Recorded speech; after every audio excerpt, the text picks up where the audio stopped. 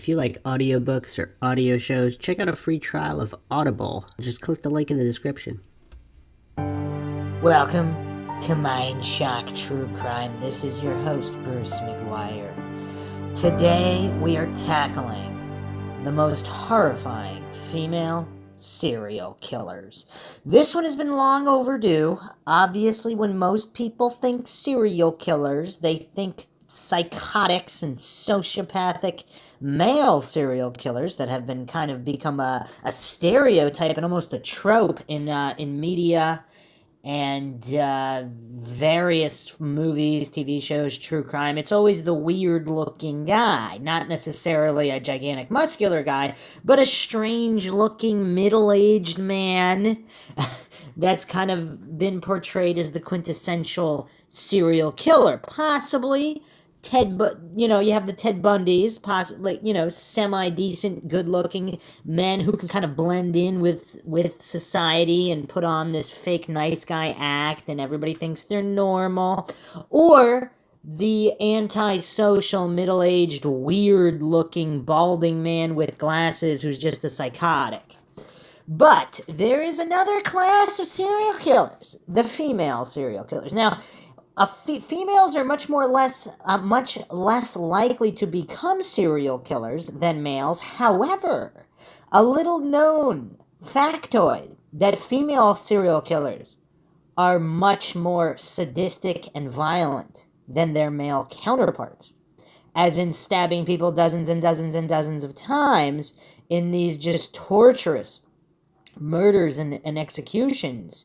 Whereas male serial killers, obviously there is a certain percentage of male serial killers that do that also, but a lot of male serial killers simply kill efficiently, where they just want to take someone's life. They don't necessarily stab them hundreds of times. They might just, cut their throat. That's kind of the stereotypical serial killer.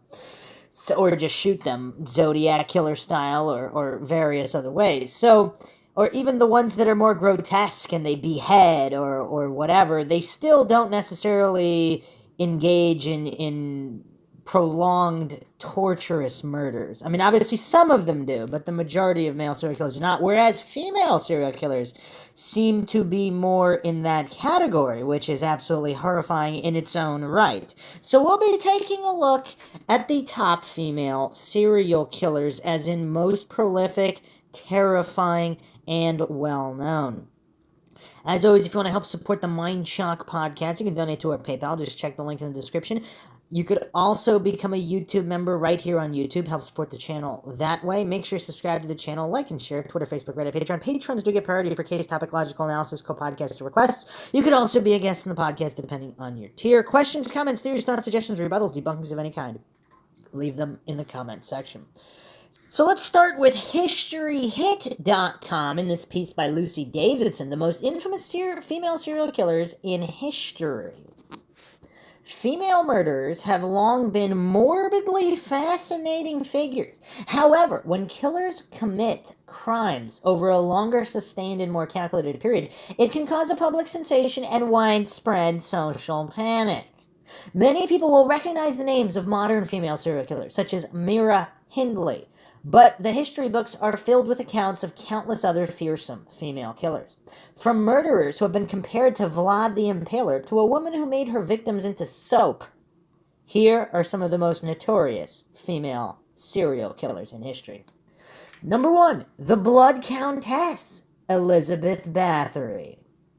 Countess Elizabeth Bathory de Esked was a Hungarian noblewoman and reputed serial killer of hundreds of young women in the 16th and 17th centuries. There have been earlier accounts of peasant women being murdered, but it was not until 1609 that rumors that she had killed noblewomen attracted attention. Yeah, it's kind of sad. They don't give a crap about how many peasant women are murdered, but once the noblewomen started being murdered, all of a sudden the attention was attracted. In 1610, King Matthias investigated the claims. Over 300 witnesses and survivors testified. The stories of Bathory's murders were further verified by physical evidence of mutilated, dying, or dead victims at the time of her arrest. Well, that's gruesome. So there were people dying where she would, like, surrounding her, dying in the like they weren't even dead yet when she was arrested. And how many bodies were there at the time of her arrest? Even though servants around her were executed for being involved, so she made her servants help with the murders. This is crazy. Bathory was imprisoned rather than executed. Since her death, Bathory has become a prominent figure in folklore, literature, and music, and has been labeled by Guinness World Records as the most prolific female murderer in history. That's right. Whatever a beer company says is a record is a record. We must all respect Guinness. 2. Giulia Tofana. Though not a direct killer herself, Giulia Tofana provided poison that killed hundreds of men in 17th century Italy. Born in Palermo in 1620, when she was young, her mother was executed for killing her father with poison. Growing up, she spent a lot of time in apothecaries, and it was there that she apparently perfected her own brand of poison, aqua tofana, a slow-acting poison with no color or taste, with effects that could easily be mistaken for other illnesses. Tofana sold the poison to women who were trapped in abusive marriages as a way of allowing them to kill their husbands. Her business boomed, and she eventually relocated to Rome and hired her daughter and 3 assistants to help her. She was eventually reported by a widow. However, so many people believed that her actions were charitable that she was briefly granted sanctuary in a church before being forcibly removed by the police. Tofana, her daughter, and her 3 assistants were all executed in 1659. Okay, so this case is quite troubling. Let's logically dissect this. So one could argue that this is also trauma experienced by children is just repeated. For example, the children of abusers become abusers themselves. I mean, this is kind of specific here. Her mother killed her father with poison. Now, here's the main issue, though. Here, and obviously we see this with other serial killers where if they're around a lot of trauma, torture, and death, they repeat that into adulthood as well. But here's the issue here. Did she ask for proof that the husbands were abusive? And then there's also several degrees of abuse. You know, slapping someone around, does that deserve murder? I mean, Hammurabi argued eye for an eye. You slap someone around, you deserve to get slapped around. But, you know, in terms of jumping straight to murder from that, I mean, now, on the other hand, if the husbands were just, you know, absolutely abusing their wives in every single possible way, endlessly. I mean, you know, obviously, if the woman can't find any other means, if she's constantly being beaten and raped, etc., I mean, you know, she's got to use any means necessary to defend herself. If that includes poisoning the guy, I mean, you know, what can you do? But what about these other cases where maybe the guy wasn't abusive in any way? Maybe he was just, I don't know, he yelled a lot, the wife didn't like him anymore, wanted him gone. So she goes to the apothecary, wants to poison her husband. I mean, or even further, what if the husband's a perfectly nice guy, but she found another guy, and I don't know, 1620s Italy, I don't know how divorce was back then, but whatever, it might have been viewed on as disgraceful, whatever, but if she became a widow and remarried, maybe she wouldn't lose status in the eyes of her family and friends, etc., so she thought it would be easier just to kill her perfectly fine, honorable husband. And did Tofana here, did she ask for evidence, or did she simply hand out this poison like candy? That's the issue here. Because if she can prove all of these, the poison was sold for justifiable homicide, can we call it that? I mean, it is premeditated murder, but again, if the husband was, you know, obviously torturing the woman in every single possible way, every single day, you know, the woman can, you know, has a right to do what she's got to do in that situation. But again, in the other situations where the husband did not commit any crimes and the wife just wanted to off him, Tofana obviously assisted in that. So this is definitely weird. So supposedly she killed, so there were hundreds of men that died as a result of this poison. I mean, we're not talking about a couple people here.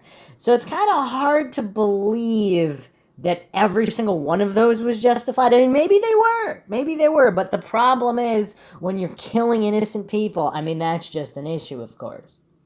And so she got her daughter in on the business. Now that's kind of messed up too, because Even if what she is doing is justified, why would she bring her daughter into this kind of business?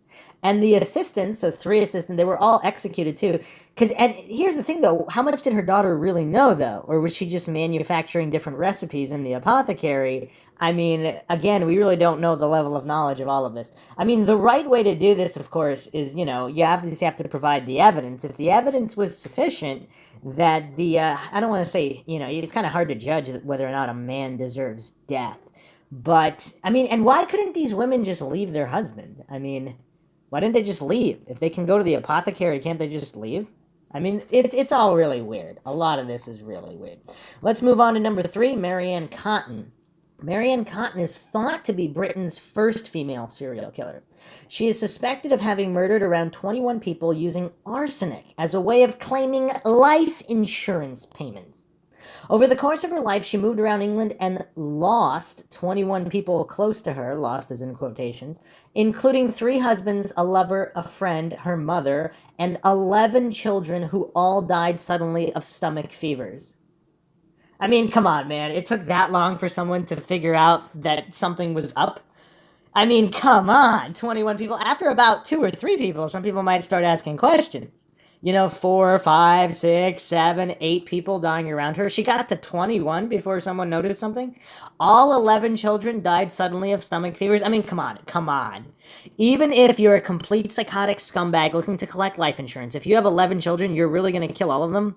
I mean, even half of them would raise suspicion. I mean, it's just, this is kind of crazy. Unsurprisingly, Cotton became the focus of rumor. She was eventually arrested after a suspicious doctor tested the remains of one of her victims and discovered arsenic. Cotton was tried in 1873 and protested her innocence. In spite of the likely scale of her crimes, she was only convicted of one killing, her stepson, Charles Edward Cotton. She was hanged in 1873. Wow.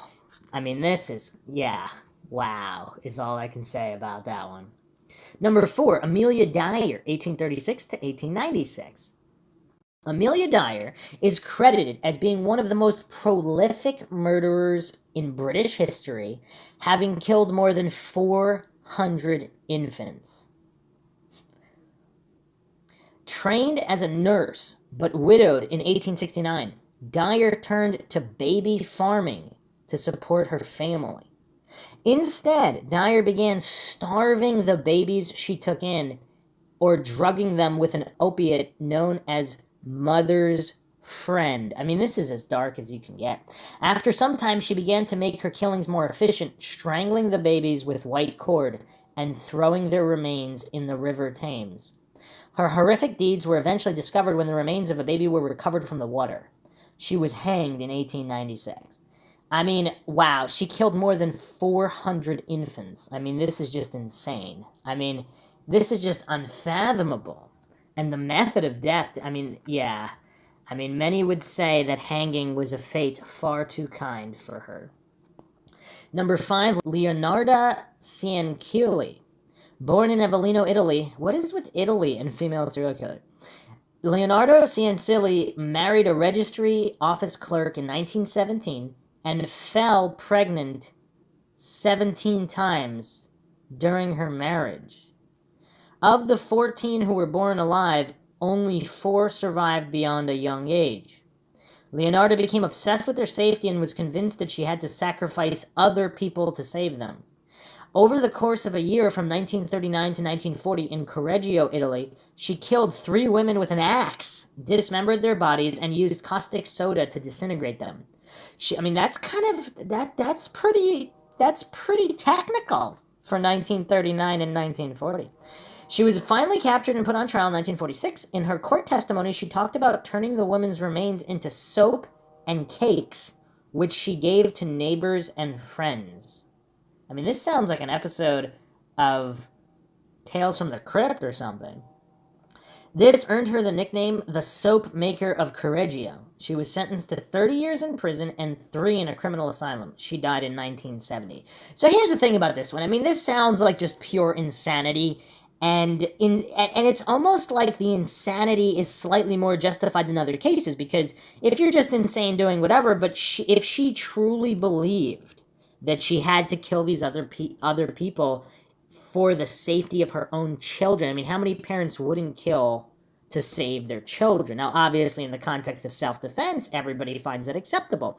But in a deranged, mentally ill mind, she might have the same perception of this as someone who's just defending themselves and kills somebody. She might have that same perception. Again, I don't know. I don't know if she's mentally ill or not. But if she is, and this is what she felt she had to do in defense of her children in order for her children to survive. I mean, she belongs mostly in a mental asylum, I would think.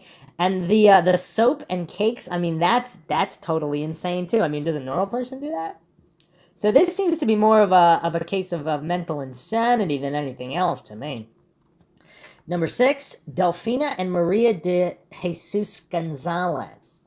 Known as La Poquincha sisters, Delfina and Maria de Jesus Gonzalez were from the Mexican state of Guanajuato, 200 miles north of Mexico City. Until the mid-1960s, the sisters ran Rancho El Angel, called the Bordello from Hell in San Francisco del Rincon. That's an interesting name. The Bordello from Hell is called Rancho El Angel. There, they would recruit sex workers through advertisements for a housekeeper. They then force-fed the girls cocaine or heroin. The sisters would murder the sex workers as soon as they became too ill, lost their looks, or stopped pleasing the customers. The women were eventually arrested. Police searched the sisters' property and found the bodies of 11 men, 80 women, and several fetuses, though they are suspected of having murdered many more. In 1964, the sisters were each sentenced to 40 years in prison. Wow. You only get 40 years for killing over 100 human beings? That's insane. And not only that, but running, I mean, is prostitution legal in Mexico? So prostitution is actually legal under federal law. And Mexico's states have other regulations and policies and tolerance zones. But I'm sure fraud is not legal. If you're hiring a housekeeper and then you forcibly, physically, violently abduct them and force feed them cocaine and heroin and turn them into sex slaves and then kill them if they don't perform, that's not really legal no matter how you look at it. So this is really insane, and a lot of people actually don't realize that females are involved in sex trafficking. A lot of times women are used to lure young girls because obviously they would feel more comfortable with a woman than some kind of strange man, or even a normal-looking man. But, you know, just instincts and etc. People generally find, whether you're a male or a female, you would probably find a female less threatening than a male in general. So, yeah, this kind of stuff goes on all over the world, but you know, not in this specific way. I mean, this is a team of sisters doing this. I mean, it's insane. Now, the only excuse I can find here, so they found 11 murdered men. So if those 11 murdered men, if they were kind of maybe attacking the sex workers or whatever in a violent fashion, and then the sisters, you know, they wouldn't tolerate that kind of activity from customers, although it seems like they would based on what they're doing. But if they didn't and they killed these men, okay, you know, whatever. But they also killed 80 women, so were those the sex workers, you know, the prostitutes that they were drugging and enslaving that didn't cooperate or got too old? I mean, that's insane. You can't really defend that in any way. So, yeah, I mean, this is just rough. Number 7, Mira Hindley. You know what's weird, too? Like, some of these individuals, they look relatively normal from a distance. I mean, just kind of weird. Mira Hindley met Ian Brady in 1961 in Manchester, England, and soon became his girlfriend. The mastermind behind their crimes, Brady, soon hatched plans of rape and murder. In 1963, Hindley and Brady claimed their first child victims. Pauline Reed, John Kilbride, what a name, Keith Bennett, and Leslie Ann Downey. Hindley played a key part in luring the children to them and also participated in the murders and recordings of the killings. I mean, these are sick people. In 1965, Hindley's 17-year-old brother-in-law contacted the police and stated that he had witnessed Brady killing 17-year-old Edward Evans with an axe, and that he had heard Brady mentioning that there were multiple bodies buried on Saddleworth Moor. In 1966, the couple were brought to trial and found guilty of multiple counts of murder. Hindley died behind bars in 2002. Very, very sick. Very, very sick. 8, Eileen Wuornos. She is obviously probably one of the most famous. And what a tragic tale indeed. Eileen Carol Wuornos was born in 1956 in Michigan. She had a difficult childhood, plagued by parental abuse and rape, and she gave birth to her first child aged 14. She was kicked out of her home aged 15, turning to prostitution to support herself. After years of run-ins with the law, between the years of 89 and 90, Wuornos shot dead and robbed 7 of her male clients. She later claimed that her clients had either raped or attempted to rape her, and that all of the murders were committed in self-defense. Wuornos was eventually tried, convicted for multiple murders, and sentenced to death. After various appeals, she later retracted her claim that she had been acting in self-defense because she stated she wanted to increase her chances of execution. She was executed October 9th, 2002. So, yeah, this is obviously very, very tragic. An episode on her entire life and all of these killings was requested on MindShock. Perhaps I'll do it. It's so tragic in general because, again, her childhood. But also, the water is kind of muddied. Let's not fall for false dichotomies. Are we to believe that none of the men she killed were going to rape or attack her in a violent way without consent? Or that all of them did? I mean, what's the likelihood? If 1 or 2 of them did, and then she killed them and robbed them, I mean, they were asking for it if they're violating another human being's rights. But if the others didn't, and they were just paying for a transaction and engaging in capitalism, and she killed them anyway and stole their money, I mean, that's what's problematic about that case, because you're never really going to know which was which. And theoretically, if she's in this disintegrated state of mind, even if if every single one was self-defense, obviously, she might still say that they weren't, just to get executed if that's what she wanted, so that doesn't really prove anything in either way either. Let's look at another write-up here on InsideHook.com, June 13th, 2022, by Rebecca Gibeon, 10 of the most notorious female serial killers. Since men perpetrate about 90% of the world's homicides, it makes sense that nearly all of history's most notorious serial killers are men. But they do have a small number of female counterparts, and they are just as deadly. Today, we look at some of the most horrifying, ruthless female serial killers ever. Many used arsenic as their deadly weapon, and some killed over 100 people. Check out these women below. Eileen Wuornos, who we just mentioned, killed 7 men in Florida between 89 and 90. She shot each of the 7 at point-blank range. According to the New York Daily News, she was captured after a minor traffic accident in one of her victims' cars. And that's another curious point. A lot of serial killers, male or female, are captured through routine traffic stops. They're not actually tracked down by law enforcement, which obviously doesn't look good to the competency of law enforcement, that most serial killers aren't even captured by those looking for them, but almost as a matter of accidental interaction through through minor traffic violations. She told the police that she murdered the men in self-defense because they raped her while she worked as a prostitute. However, she was sentenced to death for 6 of the murders. In 2003, a movie of her life titled Monster and starring Charlize Theron was released to high praise. Julius Buonanno. Buonanno killed her husband, James Goodyear. According to NBC News, her son, Michael Buonanno, her boyfriend, Bobby Joe Morris, and potentially her boyfriend, Gerald Dawson. How many boyfriends did she have? She was known as the Black Widow. She was also believed to have been involved in a 1974 murder in Alabama and attempted to murder her fiancé, John Gentry. Wow. Murdered boyfriends, fiancé, and husband and son.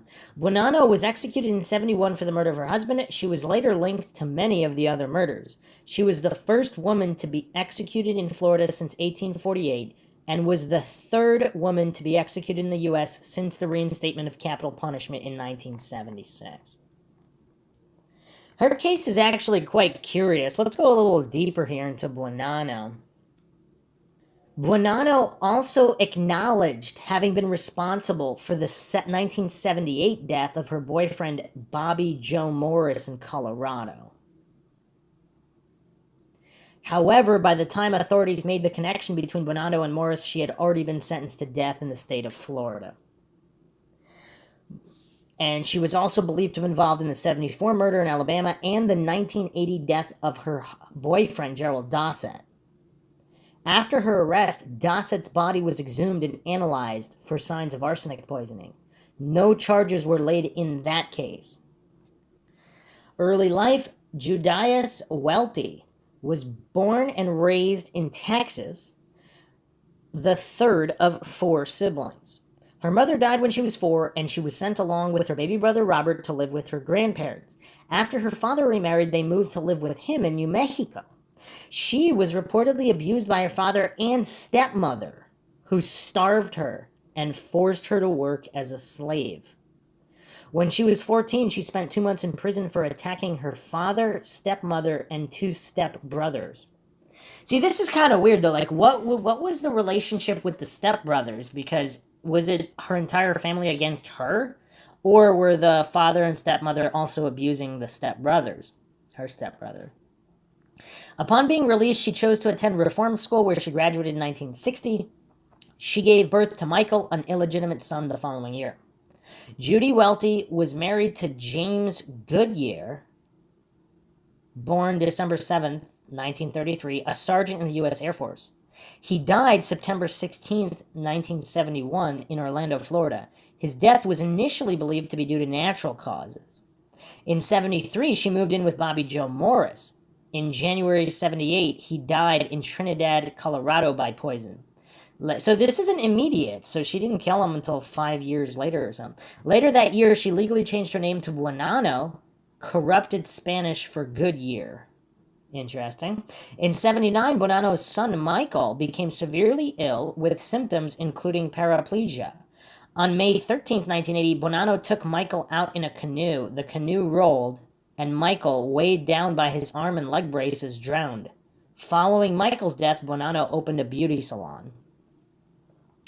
So she gave birth to her son in 1961, and apparently he died in 1979. So these time frames, I mean, they're weird. In 83, Buonanno was in a relationship with John Gentry. Gentry was severely injured when his car exploded after a friend gathering in Pensacola, Florida. Wow. While he was recovering from his injuries, police began to find several discrepancies in Buonanno's background. Further investigation revealed that in November 82, she had begun telling her friends that Gentry was suffering from a terminal illness. So why the hell would she try to blow him up in a car? Wait, what? Vitamin pills, which Buonanno had been giving Gentry, contained arsenic and paraformaldehyde. Exhumations of Michael Goodyear, James Goodyear, and Bobby Joe Morris showed that all died of arsenic poisoning. Buonanno received substantial life insurance payouts after each death. So here's the thing, though. So she's slow burn poisoning all these people, and then so there's the canoe accident. So, okay, so how long had she been poisoning her son? There's no way she was poisoning her son since his birth, because would he survive that long? But at a certain point, whatever point that was, if she decided to start poisoning her son, and then what happened? It was taking too long? So she rolled a canoe with him? Or was that a genuine accident? And maybe she didn't kill him? I mean, the MO here, like, okay, so it's a few different poisonings, a canoe roll, and then what? A car bomb? Like, what's going on here with Gentry? His car exploded. So if she's already telling her friends that he's suffering from some kind of terminal illness and she's poisoning him slowly and he's going to be dead soon anyway, what's up with the car bomb? Or does he have some kind of ties to, like, mafia or something and the car bomb is unrelated? I mean, what are the chances here? Buonanno received substantial life insurance payouts after each death. So, okay, so she kills someone, she gets the life insurance, then when that money runs out, I guess she has to kill the next person. Is that why they're spaced out over the years? Conviction, imprisonment, and execution. In 84, Buonanno was convicted for the murder of Michael and the attempted murder of Gentry. In 85, she was convicted of the murder of James Goodyear. She received a 12-year sentence for the Gentry case, a life sentence for the the Michael Buonanno case, and a death sentence for the James Goodyear cases. She was convicted of multiple counts of grand theft for insurance fraud and is thought to have committed multiple acts of arson, again, for purposes of insurance fraud. So she also burned down a bunch of places. She was incarcerated in Florida Department of Corrections Broward Correctional Institute death row for women. On March 30th, 98, Buonanno was executed in the electric chair at the Florida State Prison. Her last meal consisted of broccoli, asparagus, strawberries, and hot tea. When asked if she had any last words, Buonanno said, "No, sir." Buonanno's body was cremated after execution. So, wow. And she was known as the Black Widow. Very, very weird. That was the wiki. There's actually a few more details here on Buonanno on deadlywomen.fandom.com. So there are a lot of military connections here. So background: in 1971, Judy Welty was married to James Goodyear, an Air Force sergeant and a Vietnam veteran. Judy began giving him tiny amounts of arsenic, just enough for the poisoning to go unnoticed. Long-term exposure to the body tore up Goodyear's body. He died September 15th, 1971. She waited 5 days before collecting Goodyear's $85,000 life insurance policy. A decade later, police exhumed Goodyear's body and medical examiners discovered the arsenic in his bloodstream, apparently enough to kill 12 people. In 73, she moved in with Bobby Joe Morris. In January 78, he succumbed to arsenic poisoning. So this guy, her first husband here, he died within a year, but she moved in with her boyfriend, Bobby Joe Morris, in 73. He didn't die until 78. So was he just that resilient to the arsenic, or did she start poisoning him at a much later date, or when the money ran out from the previous payout? Her son, Michael Goodyear, wanted to join the military. He joined the Army in June 1979, being assigned to Fort Benning, Georgia after basic training. En route to his new post, he stopped off to visit his mother in Florida. That's when Buonanno set her sights on him and poisoned him as well, feeding him arsenic. The poisoning didn't kill him, but he was crippled. Army physicians found 7 times the normal level of arsenic in Michael's body, and there was little they could do to reverse his destructive action. After 6 weeks of care, the muscles of his arms and lower legs had atrophied to the point where Michael could neither walk nor use his hands. He finally left the hospital wearing braces and a prosthetic device on one arm. He was discharged from the Army and sent back into Judy's care. Judy had also taken life insurance policies on him. So, wow. So, apparently he was perfectly healthy in 79. So it wasn't until this visit to his mother where there was some kind of massive poisoning, but he didn't die, just becoming crippled. On May 13th, 1980, Judy took Michael on a canoe trip. When the canoe was out of public sight, she flipped the canoe and Michael drowned. She hailed a fisherman. She didn't mention Michael until she got to shore and then asked for a beer. She collected a military life insurance policy and 2 private policies totaling $120,000. Wow, not only is that really messed up, but okay, so that's crazy. So she didn't even bother faking despair or freaking out that her son had flipped overboard in the canoe. She just asked for a beer. This is weird. On June 25th, 1983, in Pensacola, Florida, Judy told her fiancé, John Gentry, that she was pregnant, but she had been surgically sterilized in 1978. John was pleased and wanted to get champagne to celebrate, but when he started the car, a dynamite bomb she planted in the car exploded. John was seriously injured but survived. Okay, is this like a plot to some kind of Lifetime movie? Because all of a sudden, she's doing car bombs. So she goes from poisonings to car bombs. I mean, that's an interesting jump there. I mean, that's weird. She also doesn't seem to be that great. I mean, there's the failed poisoning on her son, and then the failed car bomb here as well. Newscaster Sue Strawn was once a client at Buonanno's nail salon. She saw the news about the car bombing while at Judy's nail salon. Judy Buonanno was working on Strawn's nails. The entire salon became quiet as the news reported about the bombing. Judy didn't stop working, however. Okay, so she doesn't even pretend to be sad or shocked. So she's doing this. She's doing the newscaster's nails, and there's news about her boyfriend being in a car explosion with a car bomb, and she doesn't even stop, not even for a second. She just continues working on her nails. This is crazy. Police discovered that Judy had placed an insurance policy of $500,000 on John Gentry. So the policies just keep getting bigger and bigger. When they told Gentry this, he remembered that Judy had given him vitamins that made him sick. John provided police with several of the vitamin capsules Judy had given him. Analysis revealed that they contained paraformaldehyde, a class 3 poison with no known medical uses. Bonanno was found guilty on murder and first-degree theft. She was executed by electric chair March 30th, 98. She insisted to her death that she was innocent. Yeah, it's weird. Very, very weird. Let's go back to Inside Hook here and continue on. Juana Barraza. Barraza was a Mexican professional wrestler. She was born in 1957 and was known as the Old Lady Killer. She murdered between 42 and 48 elderly women and was later sentenced to 759 years in prison.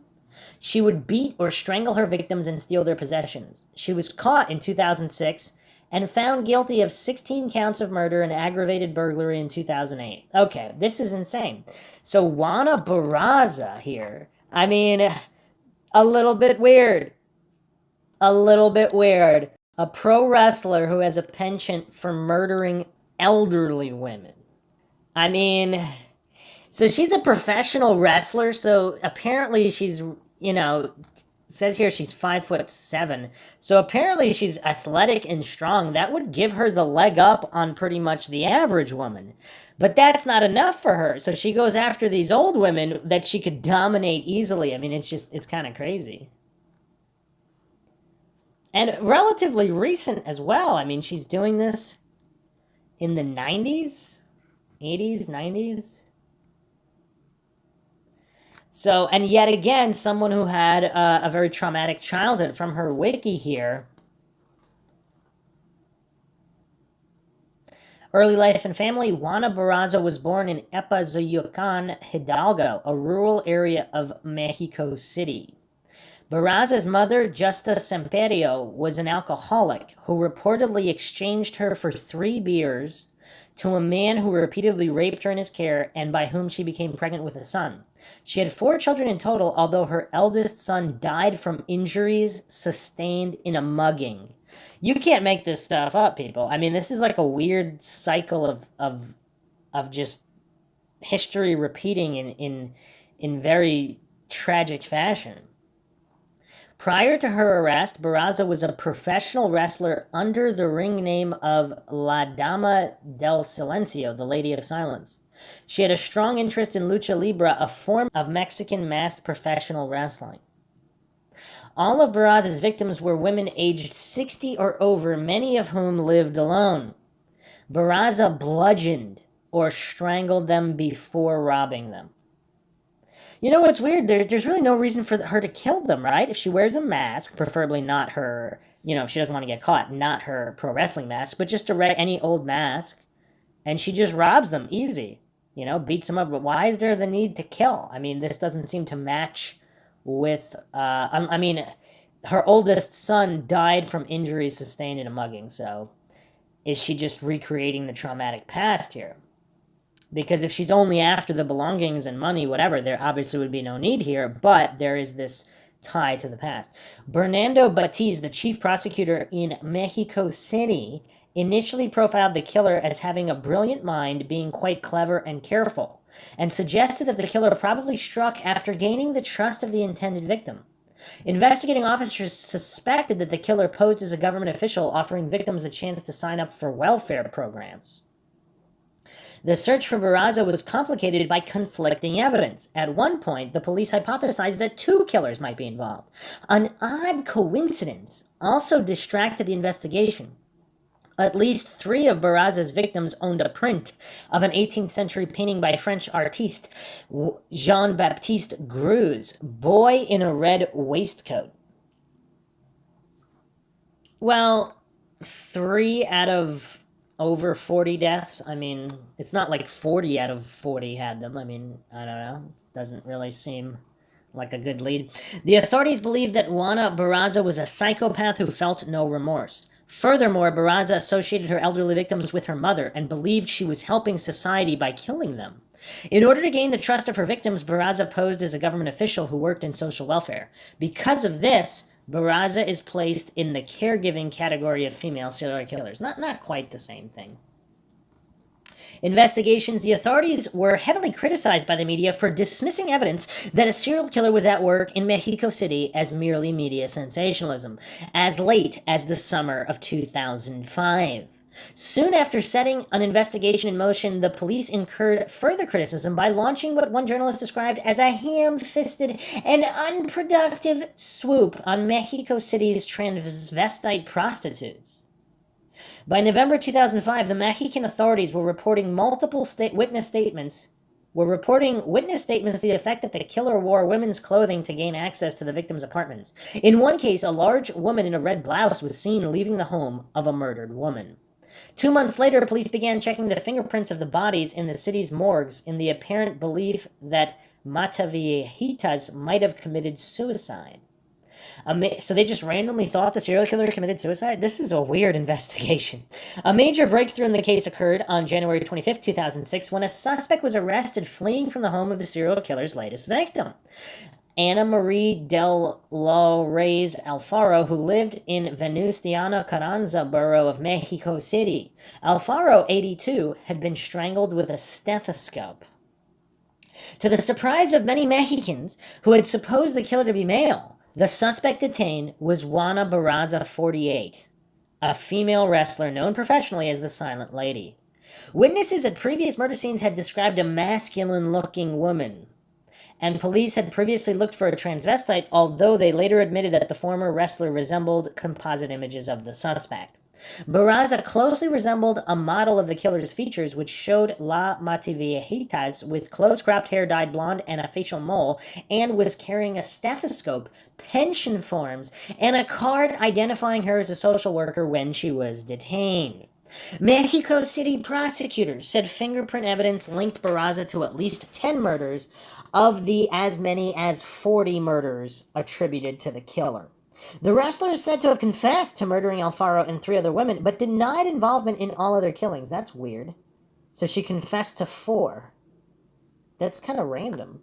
She told reporters, so it's not like she only confessed to the one that she was caught doing. She confessed to 4 others. They have her fingerprints in 10. And then there's also another 30 which she denied, over 30 she denied. She told reporters she had visited Alfaro's home in search of laundry work. And that's a weird thing to say, but then she confessed to 4. Trial and verdict. Barraza was tried in the spring of 2008, the prosecution alleging she had been responsible for as many as 40 deaths. She admitted to 1 murder. Wait a second. Confessed to murdering... In this other citation, she said she confessed to 4. She told police her motive was lingering resentment regarding her own mother's treatment of her. On March 31st, she was found guilty on 16 charges of murder and aggravated burglary, including 11 separate counts of murder. She was sentenced to 759 years in prison. Since sentences imposed in Mexican courts are generally served concurrently, but the maximum sentence under Mexican law is 60 years, she will most likely serve the full sentence in prison. And obviously, there's no excuse for murdering innocent people, but it's kind of hard not to sympathize with her when she was a child and being sold out to this scumbag who was abusing her and raping her by her mother, for not just for a large sum of money, but for 3 beers. I mean, what does that do psychologically to a young child? I mean, this is just... Or whatever, if she was a teenager at that age, but still a young teenager, this is just insane. It's kind of hard not to sympathize with her at that time. Obviously not with killing people as she became an adult, but, this kind of childhood is obviously very, very traumatic. Let's move on here. Back to Inside Hook. Jane Topin. Topin was a nurse who killed dozens of patients. She was nicknamed Jolly Jane. That doesn't sound too jolly. She confessed to 31 murders after her arrest in 1901. She would kill the victims with different combinations of medicine and chemicals and even climb into bed with them after administering the dose. She was found not guilty by reason of insanity and committed to the Taunton Insane Hospital for life. Interesting. A little bit more details on her from the wiki.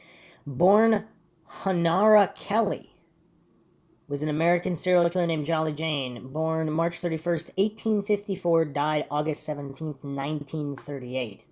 After her arrest in 1901, she confessed to 31 murders, but only 12 were confirmed. Toppan is quoted as saying that her ambition was to have killed more people, helpless people, than any other man or woman who have ever lived.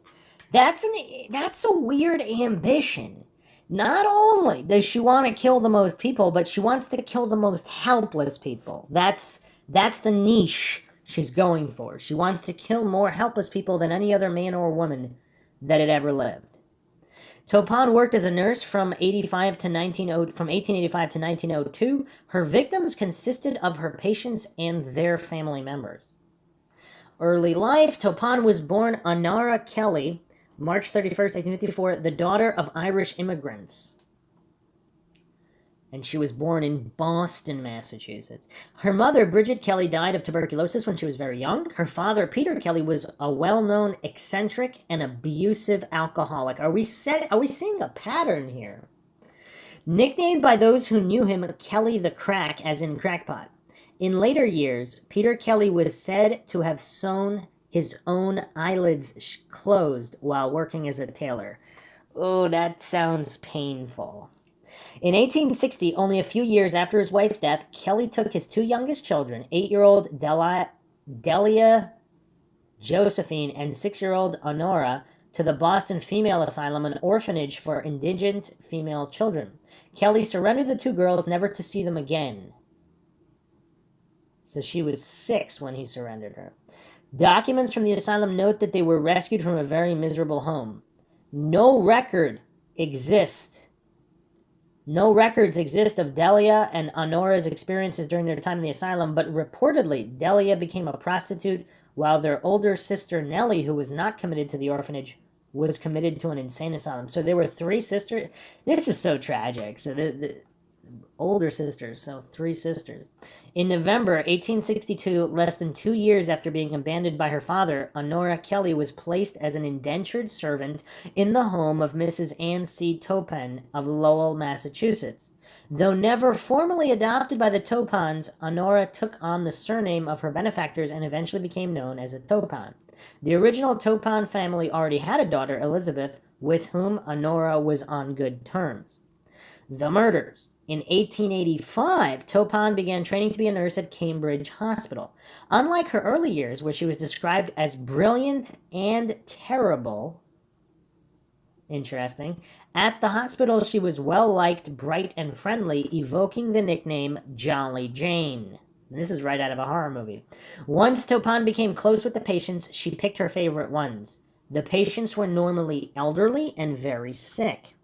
During her residency, Toppan used her patients as guinea pigs in experiments with morphine and atropine.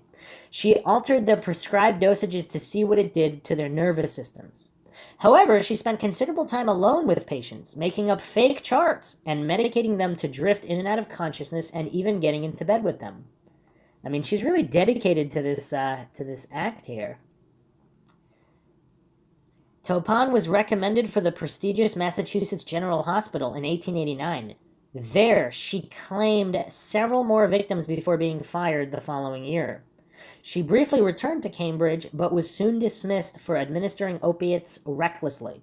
Toppan then began a career as a private nurse and flourished despite complaints of petty theft. Toppan began her poisoning spree in earnest in 1895 by killing her landlord, Israel Dunham, and his wife. In 1899, she killed her foster sister Elizabeth with a dose of strychnine. In 1901, Toppan moved in with the elderly Alden Davis and his family in Catamet to take care of him after the death of his wife Mattie, whom Toppan had murdered.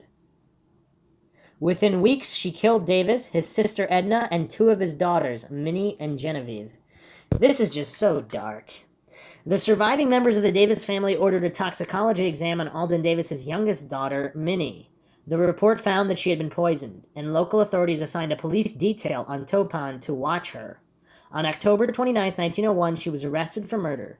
By 1902, she had confessed to 31 murders. I mean, that's a really curious amount. 31. I mean, if she's trying to set world records, 31 is not going to do it. So that's kind of a random number. So there were only 12 confirmed, but more than 100 suspected. But she only admitted 31. This is kind of weird, because if there's over 100, doesn't she want credit? Soon after the trial, one of William Randolph Hearst's newspapers, the New York Journal, printed what was purported to be Topan's confession to her lawyer, claiming that she had killed more than 31 people, and that she wanted the jury to find her sane, so she could eventually have a chance at being released. What? Topan insisted upon her own sanity in court, claiming that she could not be insane if she knew what she was doing and knew that it was wrong. But nevertheless, she was declared insane and committed. On June 23, 1902, in the Barnstable County Courthouse, she was found not guilty by reason of insanity and committed for life in the Taunton Insane Hospital. Wow. Motives. An article in the Hoosier State Chronicles, published shortly after Topan's arrest, reported that she would fondle her victims as they died and attempt to see the inner workings of their souls through their eyes. Under questioning, Topan stated she received a sexual thrill from patients being near death, coming back to life, and then dying again. Topan administered a drug mixture to the patients she chose as her victims, lay with them, and held them close as they died. Topan is often considered an angel of mercy, a type of serial killer who takes on a caretaker role and attacks the vulnerable and dependent, although she also murdered for seemingly more personal reasons, such as in the case of the Davis family. It is possible Topan was also motivated by jealousy, in the case of the murder of her foster sister. She later described her motivation as a paralysis of thought and reason, a strong urge to poison.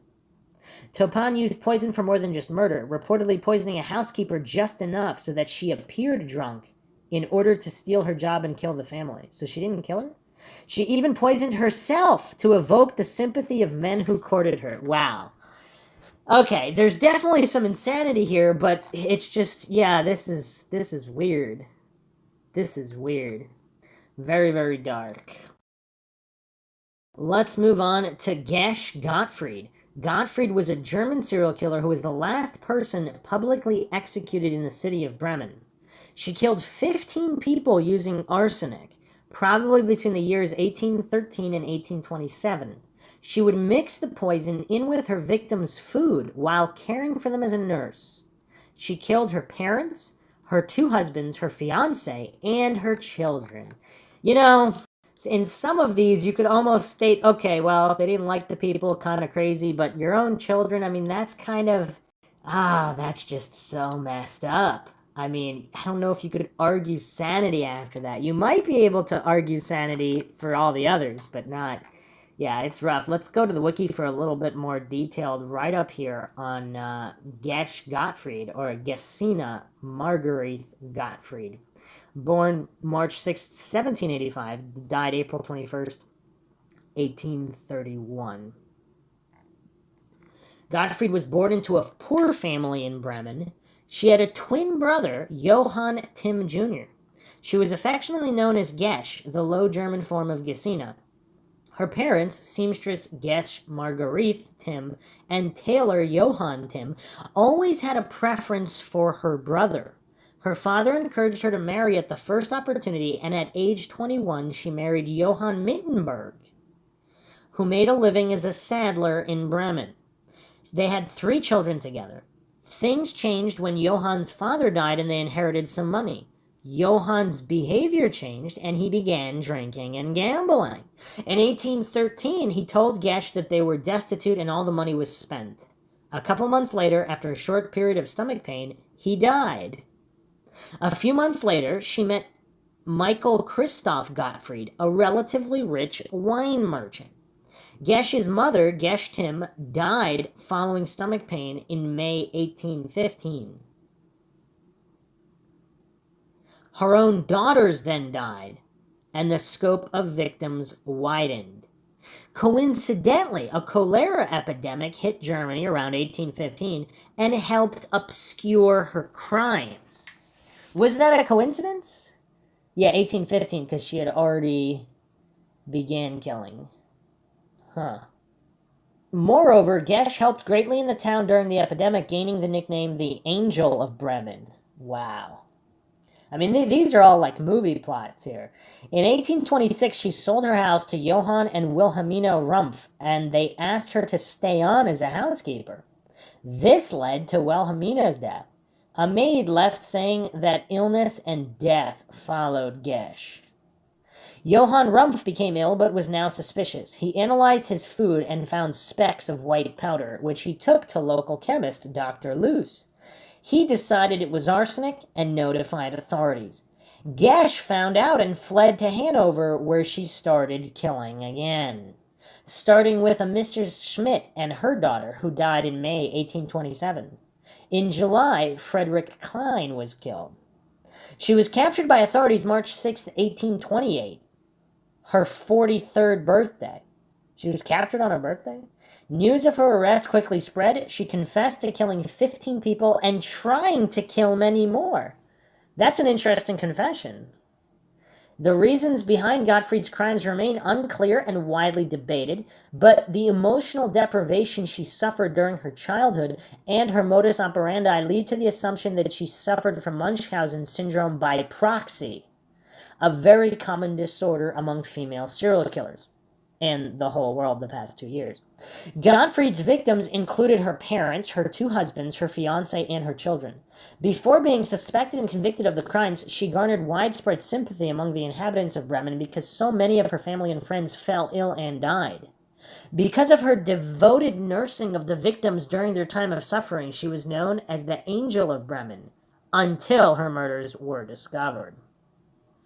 Modus operandi, she used a rat poison called mouse butter, very common at the time, which consisted of small flakes of arsenic mixed in animal fat. She mixed small doses in her victims' food, and when they started to get sick, she friendly, selfless, and resignedly offered to take care of them during their convalescence, while continuing to poison them. During the period of her criminal activity, Gesh Gottfried was considered a model citizen and well-liked in the community. Even after the constant loss of relatives who suffered, it seemed that the friendly, candid, and kind Gesh chased a cloud of misfortune. Her neighbors, moved by her zeal and resignation with caring not only for her family but also her sick friends, called her the Angel of Bremen. She was sentenced to death by decapitation, and she was publicly executed April 21st, 1831. It was the last public execution in the history of Bremen. Gottfried's death mask was made to study the facial patterns of criminal women. This is within the now obsolete field of study of phrenology. And phrenology is the measurement of bumps on the skull to predict mental traits. Alright, let's continue on the list here. Amelia Dyer. Interesting name. Dyer is only convicted of 1 murder, but her name is attached to the murder of hundreds of infants and children. She worked for 20 years at the baby farm, according to the New York Daily News. It is suspected that she killed over 400 infants, which would make her one of history's most prolific serial killers. She was tried for murder in 1896 and convicted and hanged. Kristen Gilbert. Gilbert was a nurse who was convicted of 4 murders and 2 attempted murders of patients admitted to the Veterans Affairs Medical Center in Massachusetts. She would inject patients with massive doses of epinephrine, which is an untraceable heart stimulant. This would cause cardiac arrest, and she would respond to the coded emergency herself. She was convicted in 1998. She is serving a life sentence at the Federal Medical Center Carswell in Fort Worth, Texas.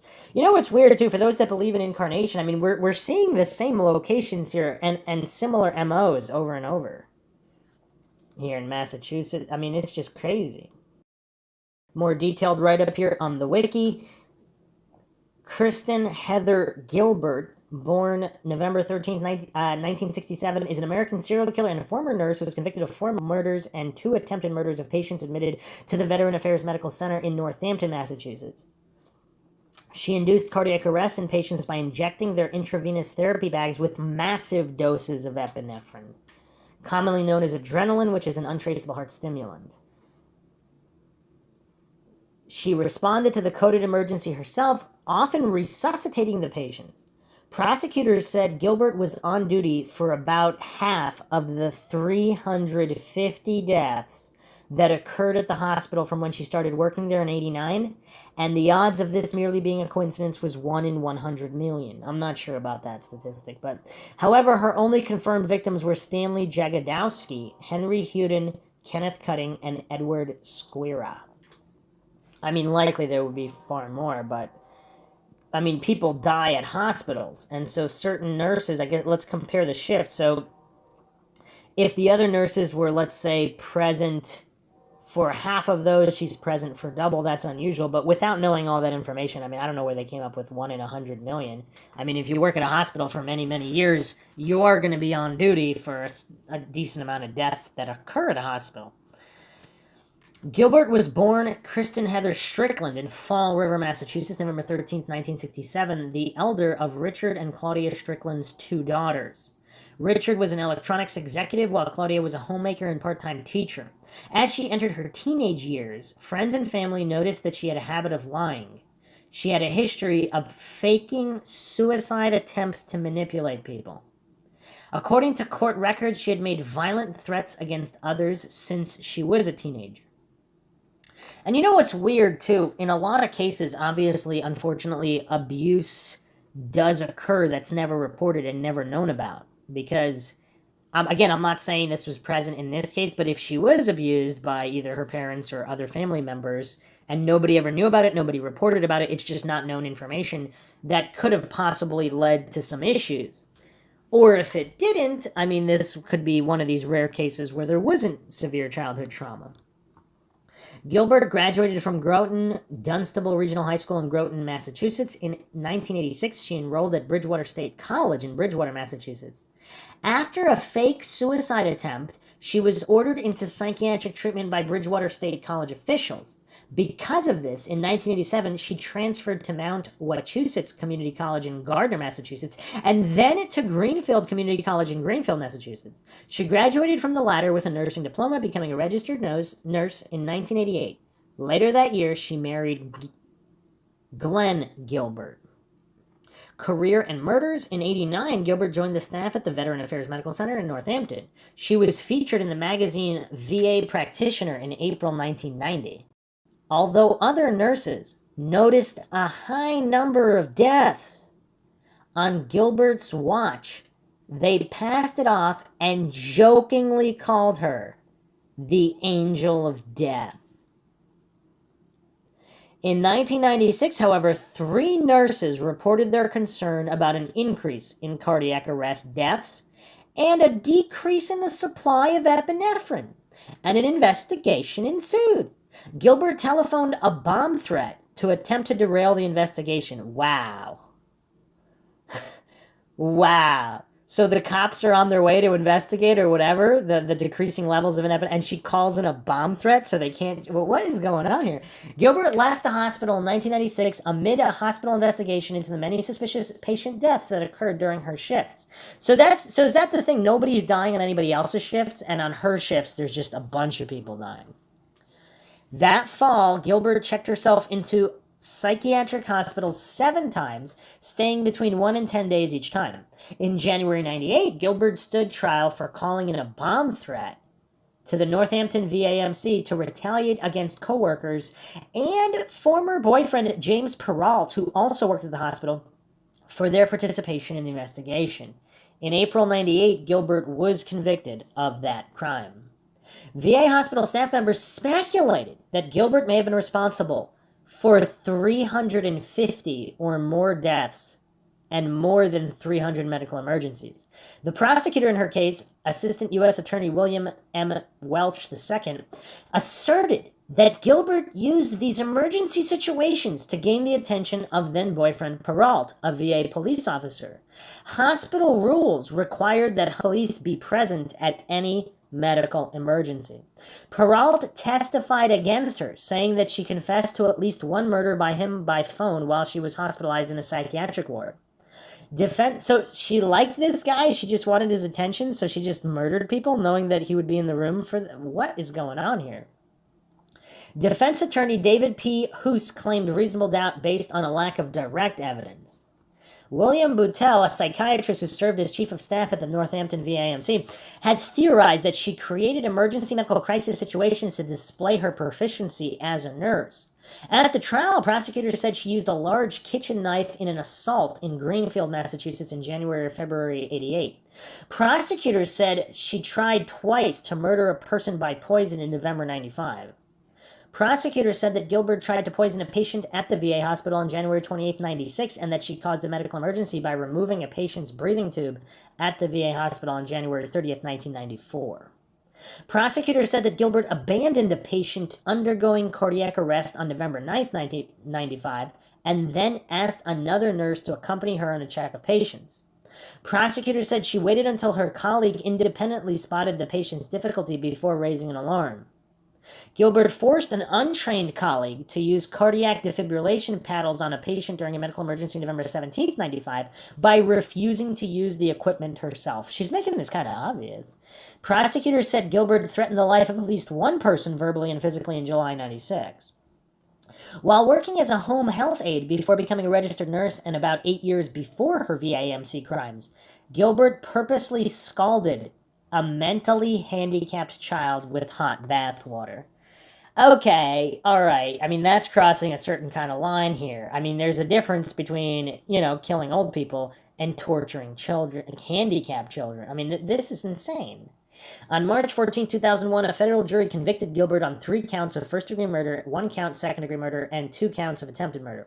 Though Massachusetts does not have capital punishment, her crimes were committed on federal property and thus subject to the death penalty. Talk about caveats.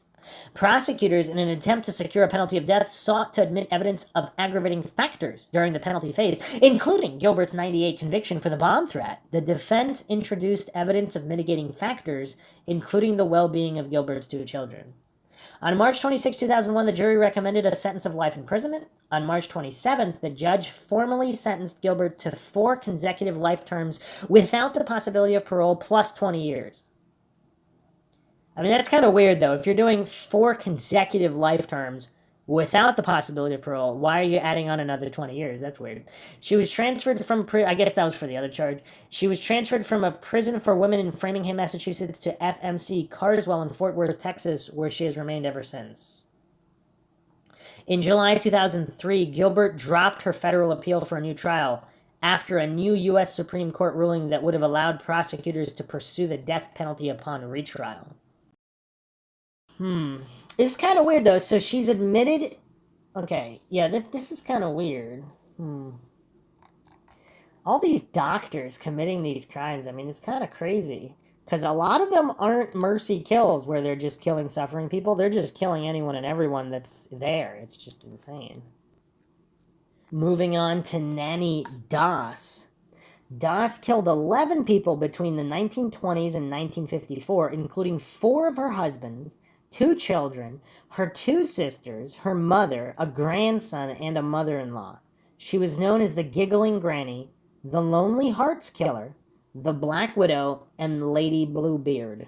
Her main method of murder was rat poison. She pled guilty and was sentenced to life imprisonment. She died in 1965. More detailed write-up here. Doss confessed to the murders in October 54 after her 5th husband had died in a small hospital in Tulsa, Oklahoma. In all, it was revealed that she had killed 4 husbands, 2 children, 2 of her sisters, her mother, 2 grandsons, and a mother-in-law. I mean, this is just, this is crazy. Nanny was born November 4th, 1905, Blue Mountain, Alabama, now part of Anniston.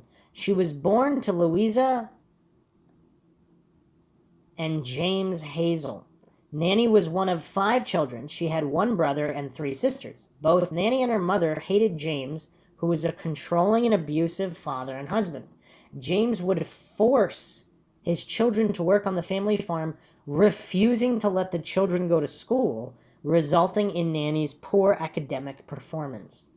At age 7, while the family was taking a train to visit relatives in southern Alabama, Nanny hit her head on a metal bar on the seat in front of her when the train suddenly stopped. For years after, she suffered severe headaches, blackouts, and depression. Doss blamed these and her mental instability on that accident. During childhood, her favorite hobby was reading her mother's romance magazines and dreaming of her own romantic future. Later, her favorite part was the Lonely Hearts column. Nanny's father forbade the Hazel sisters from wearing makeup and attractive clothing as he believed it would prevent them from being molested by men. He also forbade them to go to dances and other social events. First marriage. Nanny was first married at age 16 to Charlie Braggs, her co-worker at a linen factory. With her father's approval, they married after 4 months of dating. Braggs was the only son of a single mother who insisted on continuing to live with him after he married. Nanny later wrote, quote, "I married as my father wished in 1921 to a boy I only knowed about 4 or 5 months who had no family, only a mother who was unwed, and who had taken over my life completely when we married. She never seen anything wrong with what she'd done, but she would take spells. She would not let my mother stay all night." End quote. Braggs' mother took up a lot of his attention and limited Nanny's activities. The marriage produced 4 daughters from 1923 to 1927. The stressed-out Nanny started drinking, and her casual smoking became a heavy addiction. Both unhappy partners correctly suspected each other of infidelity, and Braggs often disappeared for days on end. That's an interesting statement. Both unhappy partners correctly suspected each of infidelity. In 1927, the couple lost their 2 middle girls to suspected food poisoning. Soon after, Braggs took firstborn daughter Melvina and fled, leaving newborn Florine behind. See, this is kind of weird. So if Braggs is... This is so weird, though. So did he suspect his wife of killing the other 2? And if so, why would he leave the newborn? I mean, that doesn't make a lot of sense. Braggs' mother died not much later, and Nanny took a job in a cotton mill to support Florine and herself. Braggs brought Melvina back in the summer of 1928, accompanied by a divorcee with her own child. Braggs and Nanny soon divorced, with Nanny taking her 2 girls back to her mother's home. Braggs always maintained he left her because he was frightened of her. That's kind of weird, though, so why would he leave his own mother there if he was frightened of her and the newborn? Something doesn't add up here. Second marriage. Her second husband was Robert Franklin Harrelson. They met and married in 1929. They lived in Jacksonville with Melvina and Florine. After a few months, she discovered that he was an alcoholic and had a criminal record for assault. Despite this, the marriage lasted 16 years.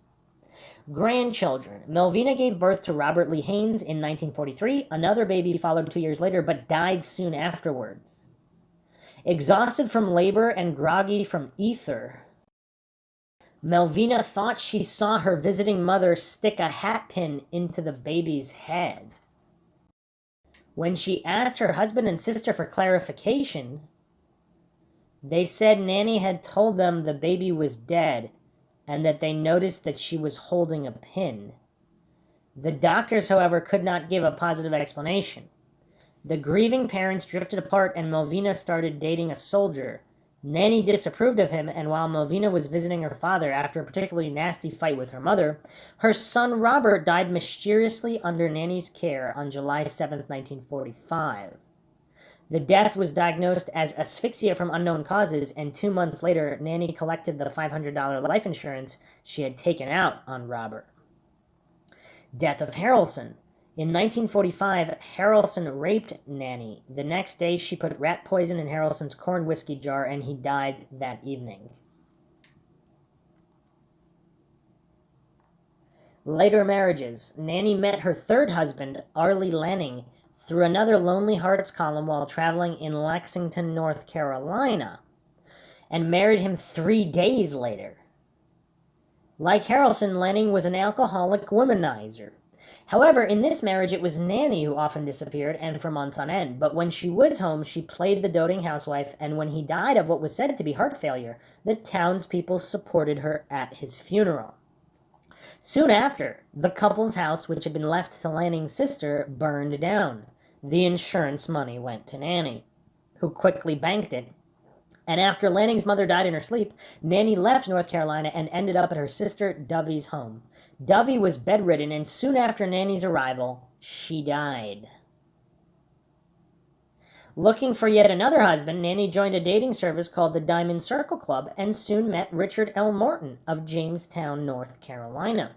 They married in 1952 in Emporia, Kansas. He did not have a drinking problem, but he was adulterous. Before she poisoned him, she poisoned her mother, Louisa, in January 1953 when she came to live with them. Morton died 3 months later, May 19th, 1953. Nanny married Samuel Doss of Tulsa, Oklahoma in June 1953. Doss was a Nazarene minister who had lost his family due to a tornado in Carroll County, Arkansas. Samuel disapproved of the romance novels and stories that his wife adored. In September, Samuel was admitted to the hospital with flu-like symptoms. The hospital diagnosed a severe digestive tract infection. He was treated and released October 5th. Samuel died on October 12th, 1954. Nanny killed him that evening in her rush to collect the 2 life insurance policies she had taken out on him. The sudden death alerted his doctor, who ordered an autopsy. The autopsy revealed a huge amount of arsenic in his system. Nanny was promptly arrested. Confession and conviction. Doss confessed to killing 4 of her husbands, her mother, her sister, her grandson, and her mother-in-law. The state of Oklahoma centered its case only on Samuel Doss. Nanny Doss was prosecuted by J. Howard Edmondson, who later became the governor of Oklahoma. She pled guilty May 17, 1955, and was sentenced to life imprisonment. The state did not pursue the death penalty due to her sex, executing that female privilege. Doss was never charged with the other deaths. She died from leukemia in the hospital ward of Oklahoma State Penitentiary in 1965. She is buried at Oak Hill Memorial Park. Okay, that's kind of weird, though. They never pursued... I mean, she killed all these other people and children. I mean, this is crazy. Moving on to Dorothy Puente. Puente ran a boarding house in Sacramento, California, and murdered her elderly and mentally disabled boarders. She would then cash in their Social Security checks. She was often called the Death House Landlady. She was charged with a total of 9 murders. Puente was convicted of 3 and sentenced to 2 life sentences. She died in 2011 in a prison in Chowchilla at the age of 82. More details here from the wiki. In the 80s, she ran a boarding house in Sacramento, California, and murdered various elderly mentally disabled boarders. Okay, so her total count reached 9 murders. She was convicted of 3, and the jury hung on the other 6. Background: Puente was born Dorothy Helen Gray, January 9, 1929, in Redlands, California, to Trudy May and Jesse James Gray. Her parents were both alcoholics, and her father repeatedly threatened to commit suicide in front of his children. Yeah, it's not good. Her father died of tuberculosis in 1937. Her mother lost custody of her children in 1938 and died in a motorcycle accident by the end of the year. Puente and her siblings were subsequently sent to an orphanage where she was sexually abused. Gray's first marriage at the age of 16 in 1945 was to a soldier named Fred McFall, who had just returned from the Pacific Theater of World War II. Gray had 2 daughters between 1946 and 1948. She sent one child to live with relatives in Sacramento, placed the other for adoption, and also suffered a miscarriage. McFall left her in late 1948. In spring of 1948, Gray was arrested for purchasing women's accessories using forged checks in Riverside. She was charged and pled guilty to 2 counts of forgery, serving 4 months in jail and 3 years probation. 6 months after her release, she left Riverside. In 1952, Gray married merchant seaman Axel Bren Johansson in San Francisco. She created a fake persona calling herself Teya Singoala Nayarda and claiming to be a Muslim of Egyptian and Israeli descent. They had a turbulent marriage. Gray would take advantage of Johansson's frequent trip to sea by inviting men into their home and gambling away his money. Gray was arrested in 1960 for owning and operating a brothel under the disguise of a bookkeeping firm in Sacramento. She was found guilty, sentenced 90 days Sacramento County Jail.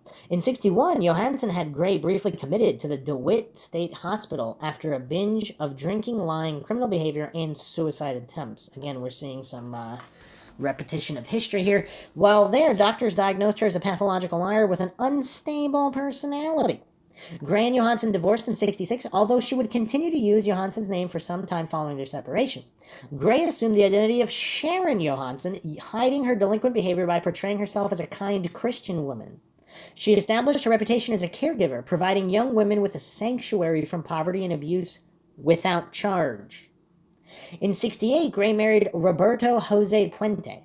After 16 months, the couple separated, with Gray citing domestic abuse as the main cause. In 67, she attempted to serve him with a divorce petition, but Puente fled to Mexico. The divorce wouldn't be finalized until 1973. The two would continue to have a turbulent relationship, and Gray filed a restraining order against him in 75. Wait a second here. So they married in 68. After 16 months, the couple separated. So 69-ish, they separate. But in 67, she attempted to serve him with a divorce petition. He fled to Mexico. I'm assuming he came back because they continued to have a turbulent relationship. And then there's a restraining order filed in 75. Gray would continue to use the surname Puente for more than 20 years. Following her divorce, Gray would focus on running a boarding house located at 21st and F Streets in Sacramento. She established herself as a genuine resource to the community to aid alcoholics, homeless people, and mentally ill people by holding Alcoholics Anonymous meetings and assisting individuals to sign up to receive Social Security benefits. She changed her public image to that of a respectable older matron by putting on vintage clothing, wearing large granny glasses, and letting her hair turn gray. She also established herself as a respected member in Sacramento's Hispanic community, funding charity scholarships and radio programs. She eventually met and married Pedro Angel Montalvo, although Montalvo abruptly left the relationship only a week after their marriage. What did he find out in that week? In 78, Gray was charged and convicted of illegally cashing 34 state and federal checks that belonged to her tenants. She was given 5 years probation and ordered to pay $4,000 in restitution. Murders. In April 82, 53-year-old Ruth Monroe began living with Puente in her upstairs apartment, but soon died from an overdose of codeine and acetaminophen. Puente told police that the woman was very depressed because her husband was terminally ill. The authorities left the cause of death as undetermined since there was such an excessive amount of both drugs and she was bedridden at the time. A few weeks later, the police returned after Malcolm McKenzie, a 74-year-old pensioner, one of 4 elderly people Puente was accused of drugging, accused Puente of drugging and stealing from him. August 18, 82, Puente was convicted of 3 theft charges and sentenced to 5 years in prison. There, she began corresponding with Everson Gilmouth, a 77-year-old retiree from Oregon. A pen pal friendship developed, and when Puente was released in 85 after serving 3 years of her 5-year sentence, he met her outside the prison driving a red 1980 Ford pickup. Their relationship quickly developed and the couple was soon making wedding plans. In November 85, Puente hired a man named Ismael Flores to install some wood paneling in her apartment. For his labor and $800, Puente gave him the red Ford pickup, which she stated belonged to her boyfriend in Los Angeles who no longer needed it. She asked Flores to build a 6x3 by 2-foot box to store books and other items. She then asked Flores to transport the filled sealed box to a storage depot. Flores agreed, and Puente assisted him. Puente told Flores to stop while they were on the Garden Highway in Sutter County and to dump the box of junk on the riverbank at an unofficial household junk dumping site, which she somehow knew where that was. On January 1st, 86, a fisherman spotted the suspicious-looking coffin box near the river and called police. Investigators opened the box and found the badly decomposed and unidentified body of an elderly man inside. Puente continued to collect Gilmouth's pension and wrote letters to his family explaining that the reason he had not contacted them was because he was ill. She continued to maintain a boarding house, taking in 40 new tenants. Gilmouth's body remained unidentified for 3 years. Puente continued to accept elderly boarders and was popular with local social workers because she accepted referrals of the tough cases, including drug addicts and abusive tenants. She collected tenants' monthly mail before they saw it and paid them stipends, pocketing the rest for expenses. During this period, parole agents visited Puente at least 15 times, though she had been ordered to keep away from the elderly and refrain from handling government checks. No violations were ever noted. I mean, that's crazy. Like, there's criminals who aren't allowed to be within, a certain distance of children. She's not allowed to be within distance of the elderly. Of which, yeah, I mean, that's kind of crazy. Suspicion was first aroused when neighbors noticed the odd activities of a homeless alcoholic known only as Chief, whom Puente stated she had adopted and hired as her handyman. Puente had Chief dig in the basement and cart soil and rubbish away in a wheelbarrow. At the same time, the basement floor was covered with a concrete slab. Chief later dismantled the garage in the backyard and installed a fresh concrete slab there as well. Soon after, Chief disappeared. Arrest and imprisonment. On November 11th, 88, police inquired after the disappearance of tenant Alvaro Bert Montoya, a developmentally disabled man with schizophrenia, who had been reported missing by his social worker. After noticing disturbed soil on the property, they uncovered the body of tenant Leona Carpenter, 78. 7 bodies were eventually found buried on the property. Puente was charged with a total of 9 murders, Puente's boyfriend, Everson Gilmouth, 77, and 8 tenants who lived at the boarding house. Ruth Monroe, 61, Leona Carpenter, 78, Alvaro Bert Alberto Gonzalez Montoya, 51, Dorothy Miller, 64, Benjamin Fink, 55, James Gallup, 62, Vera Faye Martin, 64, and Betty Palmer, 78. According to investigators, most of her victims had been drugged until they overdosed. Puente then wrapped them in bedsheets and plastic lining before dragging them to open pits in the backyard for burial. I mean, how did the other tenants not see any of this if she had over 40 tenants? I mean, this is crazy. During the initial investigation, Puente was not immediately a suspect, and she was allowed to leave the property, ostensibly to buy a cup of coffee at a nearby hotel. Instead, after buying the coffee, she fled immediately to Los Angeles, where she befriended an elderly male pensioner whom she had met in a bar. Unbeknownst to Puente, the pensioner recognized her as the woman he saw on television news reports. The pensioner contacted local law enforcement, who then quickly arrested Puente. Granting a change of venue motion filed by Puente's lawyers, Kevin Climo and Peter Vlotten III, a judge transferred the trial to Monterey County. Trial began October 92 and ended a year later. The prosecutor, John O'Mara, was the homicide supervisor in the Sacramento County District Attorney's Office. O'Mara called over 130 witnesses. He argued to the jury that Puente had used sleeping pills to put her tenants to sleep, then suffocated them and hired convicts to dig the holes in her yard. Climo concluded his closing argument by showing a picture commonly used in psychology that can be viewed in different ways and saying, "Keep in mind, things are not always as they seem." The jury deliberated over a month and eventually found Puente guilty of 3 murders. The jury was deadlocked 11-1 for conviction on all counts, and the lone holdout finally agreed to a conviction of 2 first-degree murder counts, including special circumstances, and 1 second-degree murder count. The penalty phase of the prosecution was highlighted by her prior convictions introduced by O'Mara. The defense called several witnesses who showed Puente had a generous and caring side to her. Witnesses, including her long-lost daughter, testified how Puente had helped them in their youth and guided them to successful careers. Mental health experts testified of Puente's abusive upbringing and how it motivated her to help the less fortunate. At the same time, they agreed she had an evil side brought on by the stress of caring for her down-and-out tenants. O'Mara's closing argument focused on Puente's acts of murder. Does anyone become responsible for their conduct in this world? These people were human beings. They had a right to live. They did not have a lot of possessions, no houses, no cars, only their social security checks and their lives. She took it all. Death is the only appropriate penalty. Climo responded by evoking Dorothy, the child and caregiver. Peter Vlotten addressed the jurors in confidential tones, contrasting with O'Mara's shouting. "We are here to determine one thing. What is the value of Dorothy Puentes' life? That is the question. Does she have to be killed?" Vlotten spoke gently about Puente's childhood, touching on the traumatic aspects that shaped her life, and urged the jurors to see the world through her eyes. "You have heard of the despair which was the foundation of her life, the anger and resentment. If anyone in the jury room tells you it was not that bad, ask them, would you want that to happen to yourself? Would you want that to happen to your children? I am led to believe if there is any reason for us to be living here on earth, It is to somehow enhance one another's humanity, to love and to touch each other with kindness, to know that you have made just one person breathe easier because you have lived. I submit to you, ladies and gentlemen, that this is why these people came to testify for Dorothy Puente. I think you can truly understand why so many people testified and asked you to spare Dorothy's life.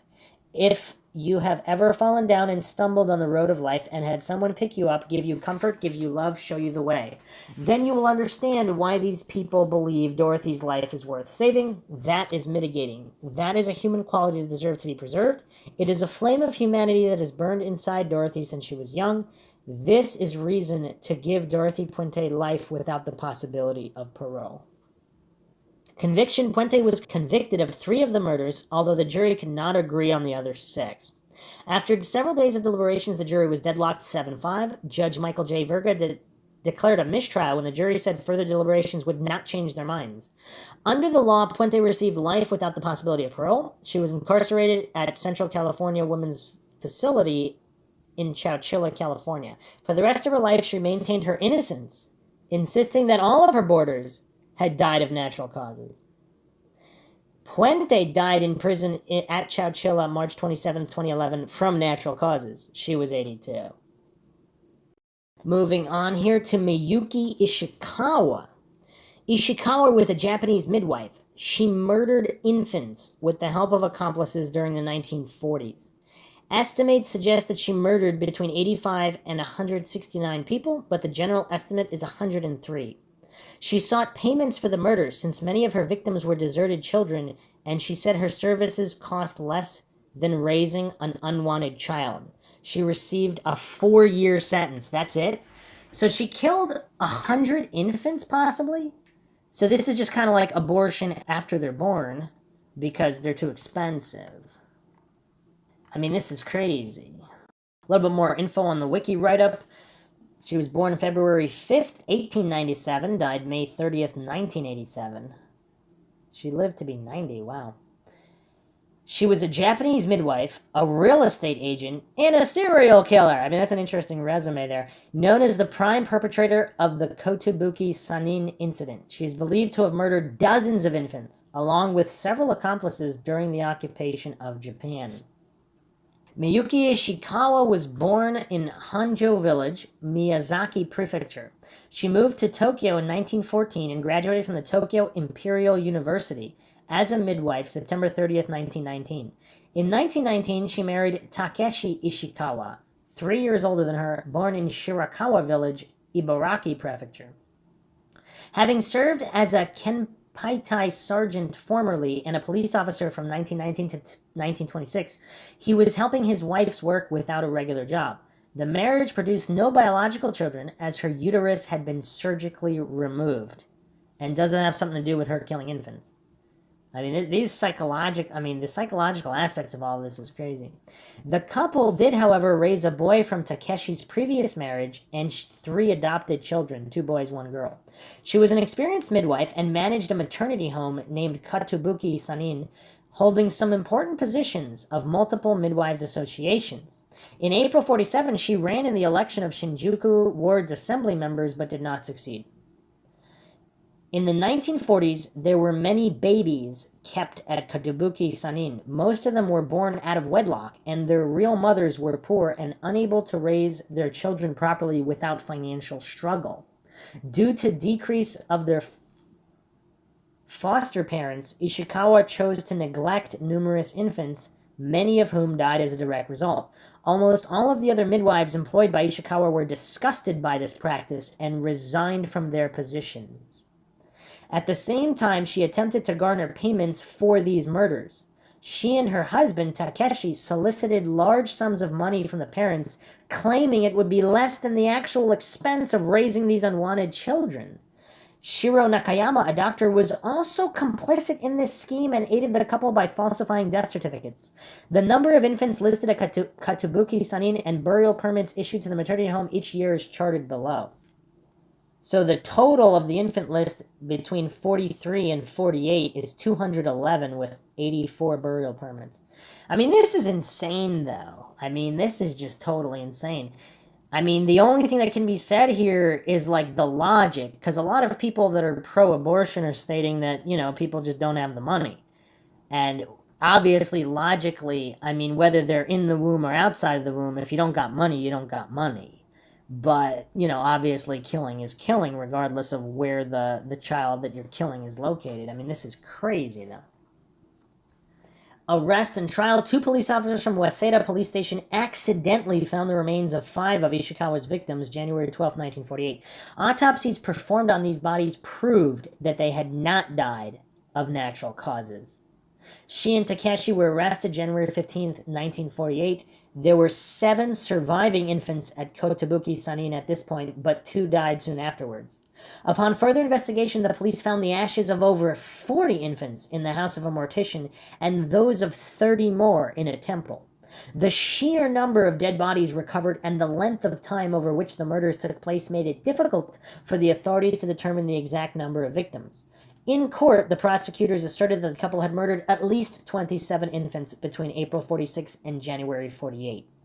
On October 11, 48, the Tokyo District Court found the couple guilty of 5 murders, including the infants that were found alive but who passed quickly afterwards by omission, and sentenced Ishikawa to 8 years imprisonment and Takeshi to 4 years. I mean, this is insane!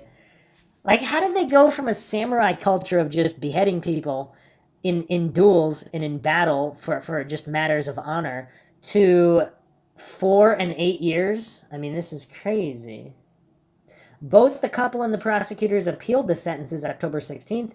On April 28, 1952, the Tokyo High Court sentenced Ishikawa to 4 years, Takeshi to 2 years, granting pardons by effectuation of the Treaty of San Francisco. The Supreme Court of Japan rejected the second appeal on September 15th, 1953. I mean, this is just insane. You only get a couple years for murdering dozens of children. I mean, this is crazy. Social impact. Because the victims were deserted children, Ishikawa insisted that the parents were responsible for their deaths. Some people, including Musei Takugawa, supported the assertion. Yuriko Miyamoto criticized them, however, saying it was an example of discrimination against abandoned children. Moreover, it was revealed that the other 11 maternity homes in Tokyo had also committed crimes similar to Kotobuki Sanin case by the end of 48.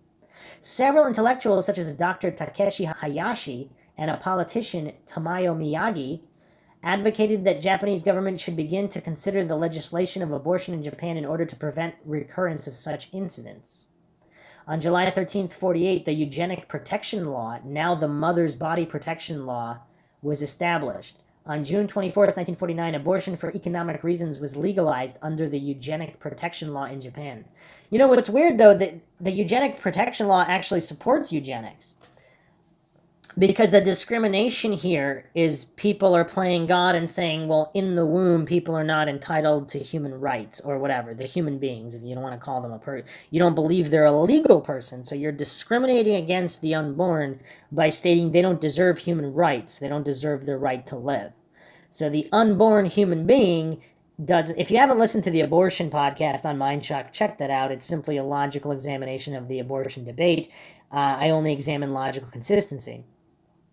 And again, I mean, these are just the facts here, because if you're killing the unborn, you're by default stating they don't deserve human rights. I mean, it's basically the old slave plantation owner. The owner of the property gets to decide which beings deserve human rights, or whether they should or shouldn't even be called human, or etc. Aftermath. In 1969, Ishikawa was interviewed by Shukan Shinsho, in which she claims innocence of the crime. After being released from jail, she began to work selling soap, cream, and fish. At that point of the interview, her husband was already dead, and she was operating a real estate office in Tokyo. Her former lawyer imagined that she had earned about 100 million yen. Her name and address were listed in the telephone directories between 54 and 87, as well as her name was on the industry's list as a representative of a real estate agent whose address was also the same as Kotobuki Sanin until the end of 86. I mean, this is just unconscionable. I mean, I don't know. This is just insane. I also don't really hear the answer. Again, I mean, I go over it in the abortion debate, though. Like, if the unborn don't have human right, if they're not humans, they're not person, if you're stating they're not humans, they don't deserve the right to live, they have no rights. So by that logic, you could just go around kicking pregnant women in the stomach, terminating pregnancies, and you will only be charged with assault on the woman because you violated her body. Since the unborn, if they don't have any rights, you can't be charged for killing them. Yet on the other hand, killers who murder pregnant women are charged for 2 counts of murder because they ended 2 lives. So I mean, I don't. It's kind of, yeah. Let's stay focused here. But yeah, insanity all around. Couple more we didn't go over from mentalfloss.com mentions Delphine Lalaurie. Estimated body count at least 10, but possibly as many as 90. Delphine Lalaurie was the wife of a wealthy New Orleans physician in the early 1800s.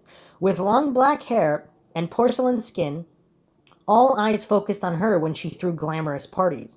Little did anyone know that the slightest mistake from a slave caused Madame Laurie to explode in rage. She was charged with cruelty against one of her slaves when the slave allegedly pulled her hair while brushing it. Lalaurie beat her mercilessly in the garden. Another slave girl jumped to her death from a second-floor window to escape Madame Lalaurie. In 1834, a fire ravaged in the Lalaurie estate, and after the firemen put out the flames, they smelled rotting bodies. Pushing open the attic door, they were startled to see dead slaves chained to the walls. A woman with her lips sewn shut, half-dead slaves in cages, a man who received a forced sex change, women without skin, eviscerated slaves, and body parts strewn about the attic. I mean, this is as gruesome as it gets. Captured, the Lalauries escaped and were never seen again. Years later, during renovations, contractors discovered the bodies of slaves that allegedly had been buried alive. Punishment, none. Those superstitious locals claim Madame Lalaurie suffers the otherworldly punishment of haunting her home, wailing for relief in French. More in-depth wiki write-up here. Marie Delphine McCarty, or McCarthy, more commonly known as Madame Blanc, or after her third marriage as Madame Lalaurie. Born March 19, 1787, died December 7, 1849, was a New Orleans socialite and serial killer who tortured and murdered slaves in her household. Born during the Spanish colonial period, Lalaurie married 3 times in Louisiana and was twice widowed. She maintained her position in New Orleans society until April 10, 1834, when rescuers responded to a fire at her Royal Street mansion. They discovered bound slaves in her attic who showed evidence of cruel, violent abuse over a long period. Lalaurie's house was subsequently sacked by an outraged mob of New Orleans citizens. She escaped to France with her family. The mansion, traditionally held to be Lalaurie's, is a landmark in the French Quarter, in part because of its history and its architectural significance. However, her house was burned by the mob, and the Lalaurie mansion at 1140 Royal Street was in fact rebuilt after her departure from New Orleans.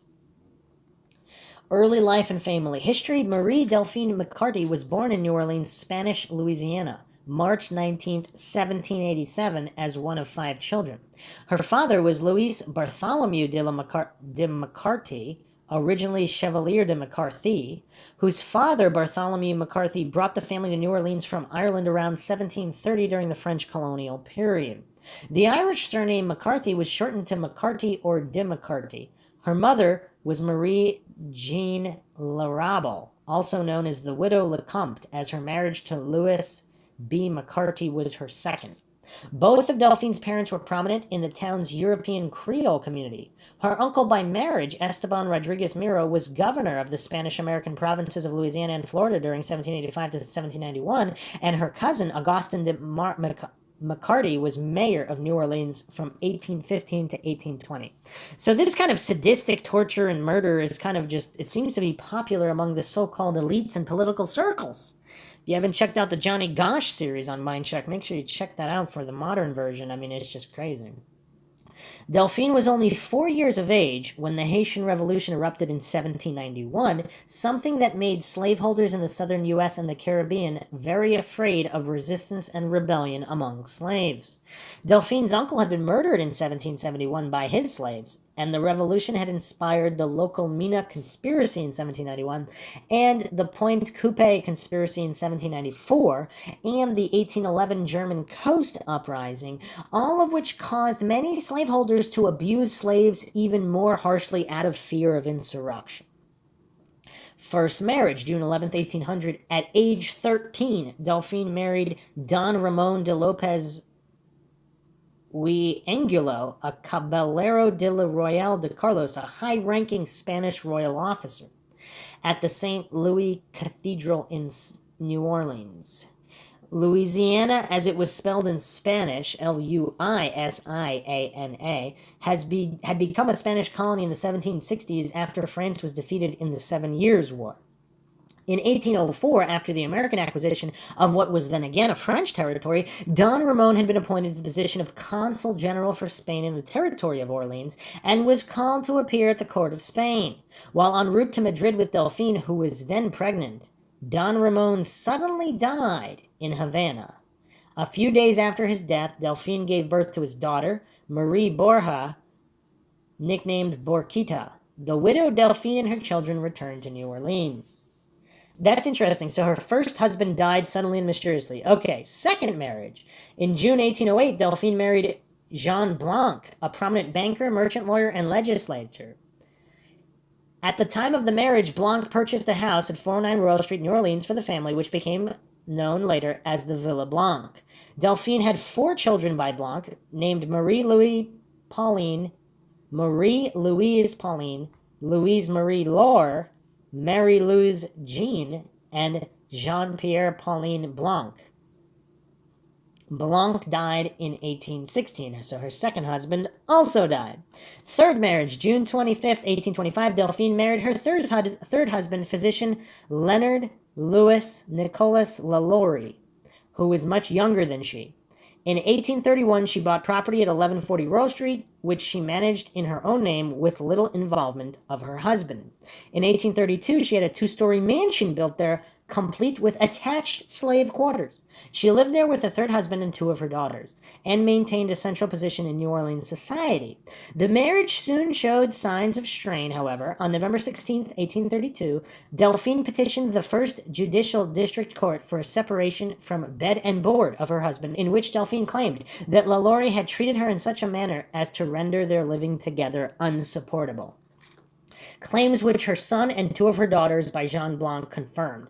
The separation does not seem to have been permanent, as Dr. Lalaurie was present at the Royal Street House April 10th, 1834, the day of the fire. Curious.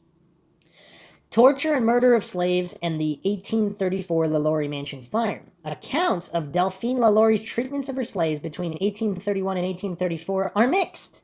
Harriet Martineau, writing in 1838 and recounting tales told to her by New Orleans residents during her 1836 visit, claimed that slaves of Lalaurie were observed to be singularly haggard and wretched. However, in public appearances, Lalaurie was seen to be generally polite to black people and solicitous of the health of those enslaved. Funeral registers between 1830 and 1834 document the deaths of 12 slaves at the Royal Street Mansion, although the causes of death are not mentioned and infectious diseases could easily have been the cause. These 12 deaths include Bonne, a cook and laundress, and her 4 children, Juliette, Florence, Jules, and Leontine. Bonne had previously been enslaved by a refugee from Saint-Domingue and was described in her sale as a chronic runaway. With an influx of white and free Saint-Dominican refugees of color and those whom they had enslaved, the fear of slaves from Saint-Domingue still lingered in Louisiana. Court records of the time showed that Lalaurie freed 2 slaves, Jean-Louis in 1819 and De Vince in 1832. Martigny wrote that the public rumors about Lalaurie's mistreatments of slaves on her property were sufficiently widespread that a local lawyer was dispatched to Royal Street to remind Lalaurie of the laws for the upkeep of slaves. During the visit, the lawyer found no evidence of wrongdoing or mistreatments of slaves by Lalaurie. Martineau also recounted other tales of Lalaurie's cruelty that were current among New Orleans residents in about 1836. She said that subsequent to the visit of the lawyer, one of Lalaurie's neighbors saw an 8-year-old slave girl fall to her death from the roof of the Royal Street Mansion while trying to avoid punishment from a whip-wielding Lalaurie. The body was subsequently buried on the mansion grounds. Jean de Lavigne, in her 1945 account, gave the child's age as 12 years and gave her a name, Leah or Leah. Later, writers elaborated on the case, saying that Leah had been brushing Delphine's hair when she hit a snag, causing Lalaurie to grab a whip and chase her. According to Martineau, this incident led to an investigation of the Lalauries, in which they were found guilty of illegal cruelty and forced to forfeit 9 slaves of their household. These 9 enslaved people were brought back to the Lalauries through an intermediary relative and returned to the Royal Street residence. Similarly, Martineau recounted stories that Lalaurie kept her cook chained to the kitchen stove and beat her daughters when they attempted to feed the slaves of the Royal Street residence. On April 10, 1834, a fire broke out at the Lalaurie residence on Royal Street, starting in the kitchen. When the police and fire marshals got there, they found the cook, a 70-year-old woman, chained to the stove by her ankle. She later said that she had set the fire as a suicide attempt because she feared being punished. She said the slaves taken to the uppermost room never came back. As reported in the New Orleans Bee of April 11, 1834, bystanders responding to the fire attempted to enter the quarters of those enslaved to ensure that everyone had been evacuated. Upon being refused the keys by the Lalauries, the bystanders broke down the doors to the quarters and found 7 slaves, more or less horribly mutilated, suspended by their neck with their limbs apparently stretched and torn from one extremity to the other, who claimed to have been imprisoned there for some months. One of those who entered the premises was Judge Juan Francois Canange, who subsequently deposed to having found in the Lalaurie mansion, among others, a negress wearing an iron collar and an old Negro woman who had received a very deep wound to her head who was too weak to be able to walk. Canange said that when he questioned Lalaurie's husband about those enslaved on the property, he was told in an insolent manner that some people had better stay at home than come to others' houses to dictate laws and meddle with other people's business. A version of this story circulating in 1836, recounted by Martineau, added that the slaves were emaciated, showing signs of being flayed with a whip, were bound in restrictive postures, and wore spiked iron collars which kept their head in static positions.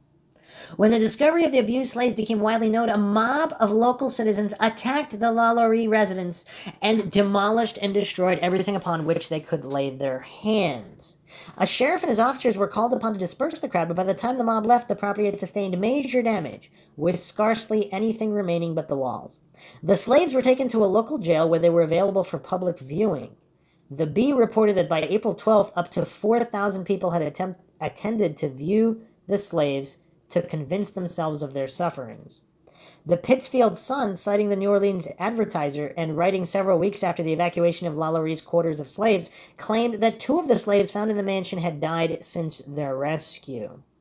It added, "We understand that in digging the yard, bodies have been disinterred, and the condemned well in the grounds of the mansion having been uncovered, others, particularly that of a child, were found." These claims were repeated by Martineau in her 1838 book, Retrospect of Western Travel, where she placed the number of unearthed bodies at 2, including the child Leah. Escape from justice and self-imposed exile in France. Lalaurie's life after 1834 fire is not well documented. Martineau wrote in 1838 that Lalaurie fled New Orleans during the mob violence that followed the fire, taking a coach to the waterfront and traveling by schooner to Mobile, Alabama, and then to Paris. By the time Martineau personally visited the Royal Street Mansion in 1836, it was still unoccupied and badly damaged with gaping windows and empty walls. Later life and death. Living with his mother and 2 sisters, Pauline and Laure, in exile in Paris, Delphine's son, Pauline Blanc, wrote on August 15, 1842, to his brother-in-law, Auguste de Lassus, stating that Delphine was serious about returning to New Orleans and had thought about doing so for a long time. Blanc wrote in the same letter that he believed that his mother never had any idea about the reason for her departure from New Orleans. Despite Delphine's bad mood and her determination to return to New Orleans, the disapproval of her children and other relatives had apparently been enough for her to cancel her plans. So is she just completely insane? The circumstances of Lalaurie's death are also unclear. In 1888, George Washington Cable recounted a popular but unsubstantiated story that Lalaurie had died in France in a boar hunting accident. In late 1930s, Eugene Bax, who served as a sexton to St. Louis Cemetery No. 1 until 1924, discovered an old cracked copper plate in Alley 4 of the cemetery. The inscription on the plate read, Madame Lalaurie, née Marie Delphine McCarthy, décédée à Paris, September 7th, 1842, age 6-. So 60-something, they don't know. The English translation of the inscription reads, Madame Lalaurie, born Marie Delphine McCarthy, died in Paris December 7th, 1842, at the age of 6-. According to the French Archives of Paris, Lalaurie died December 7th, 1849, at the age of 62. So discrepancies here. What a weird case. Another killer here, Belle Gunness. Estimated body count 40. As a 17-year-old farmhand in Norway during the late 1800s, Belle Gunness learned she was pregnant by the son of the landlord. Unwilling to marry her, he beat her until she miscarried. He died a year later of an illness that resembled poisoning, and soon Gunness left for America. Hard to feel bad for that guy. Within 3 years of emigrating, she married Mads Sorensen. In 1890, Mads became violently ill and died. His death occurred on the only day 2 life insurance policies on him overlapped, netting his wife $8,500. A physician suspected strychnine poisoning, but the family doctor claimed he treated Mads for an enlarged heart, and that caused his death. Belle took the money and moved to LaPorte, Indiana, where she married Peter Gunness in April 1900 and became stepmother to his children. Soon, his young son died, most likely caused by poisoning, while he was alone with Belle. In December 1900, an iron meat grinder fell and cracked open Peter's skull. Soon after, suitors began arriving with money in hand to marry Belle Gunness and pay off her mortgage. Man after man arrived, always leaving Gunness in the middle of the night. When Gunness secured the money from her potential lovers, she killed them, dismembered them, buried them in the yard. It was suspected she might have fed some to the pigs. Capture, none. Gunness fired her handyman, Ray Lamphere, who was often seen digging holes around the house and in the pig pen. She told her lawyer that Lamphere threatened to kill her and her children and burn down her house. On April 28, 1908, fire broke out at the Gunness farm, and authorities found 4 bodies in the basement, all decapitated. Neighbors said the body wasn't her. Gunness was 5'8", 200 pounds. The headless corpse was 5'3", 150 pounds. Later, police found a piece of bridgework, which Gunness's dentist said was hers, but there was no conclusive evidence she died there. Did she pay off the dentist, the doctor, all these people? The police dug up the yard and found body parts from as many as 40 different people. Police confirmed the decapitated bodies were Gunness's children and stepchildren. Soon, families arrived in LaPorte claiming their loved ones came to Gunness's farm to marry her and never returned. Wow. I mean, she looks pretty deranged in this photo from 1904. Wiki write up a little bit more information here. Born November 11th. A lot of these female serial killers born in November. November 11th, 1859. Possibly April 28th, 1908, died. Nicknamed Hell's Bell. A Norwegian-American serial killer who was active in Illinois and Indiana between 1884 and 1908. Gunness is thought to have killed at least 14 people, most of whom were men she enticed to visit her rural Indiana property on the promise of marriage, while some sources speculate her involvement in as many as 40 murders. Gunness seemingly died in a fire in 1908, but it was popularly believed she faked her own death. Her actual fate is unconfirmed. Early life, Brynhild Paulsdatter Storest Belle Gunness was born in Selbu, Norway, November 11th, 1859, to Paul and Berit Storseth. She was the youngest of 8. She was confirmed at the Evangelical Lutheran Church, 1874, At age 14, she began working for neighboring farms by milking and herding cattle to save enough money for passage to New York. She moved to the U.S. in 1881. When she was processed by immigration at Castle Garden, she changed her first name to Belle and then traveled to Chicago to join her sister Nellie, who had immigrated several years earlier. In Chicago, while living with her sister and brother-in-law, she worked as a domestic servant, then got a job at a butcher's shop cutting up animal carcasses. So is that where she got her practice? Until her first marriage in 1884. She was at least 5'7" and weighed between 210 and 250 pounds and was physically strong and masculine in appearance. Deaths associated with Gunnis. Mads Sorensen and children. Belle's Gunnis married Mads Sorensen in 1884. Sorensen and Gunnis owned a candy store which burned to the ground. The couple's home had also burned to the ground, and both instances granted the couple insurance payouts. What a coincidence. 2 babies in their home died from inflammation of the large intestine, which can result from poisoning. Belle had insured both of the children and collected a large insurance check after each death. Another coincidence. Neighbors gossiped about the babies since Belle never appeared to be pregnant. Sorensen had purchased 2 life insurance policies. On July 30th, 1900, both policies were active at the same time, as one would expire that day and the other began. Sorensen died of cerebral hemorrhage that day. Gunnis explained he had come home with a headache and provided him with quinine powder for the pain. She later checked on him and he was dead. Gunnis collected the money from both the expiring life insurance policy and the one that went into effect that day, making a total of $5,000. With the insurance money, she moved to LaPorte, Indiana, and bought a pig farm. Okay, hold on a second. So the candy store burns to the ground that they own. Okay, that could be nothing, even with insurance, right? Then their own house burns to the ground, which is also insured, and they collect. Now, at that point, someone's got to be suspicious.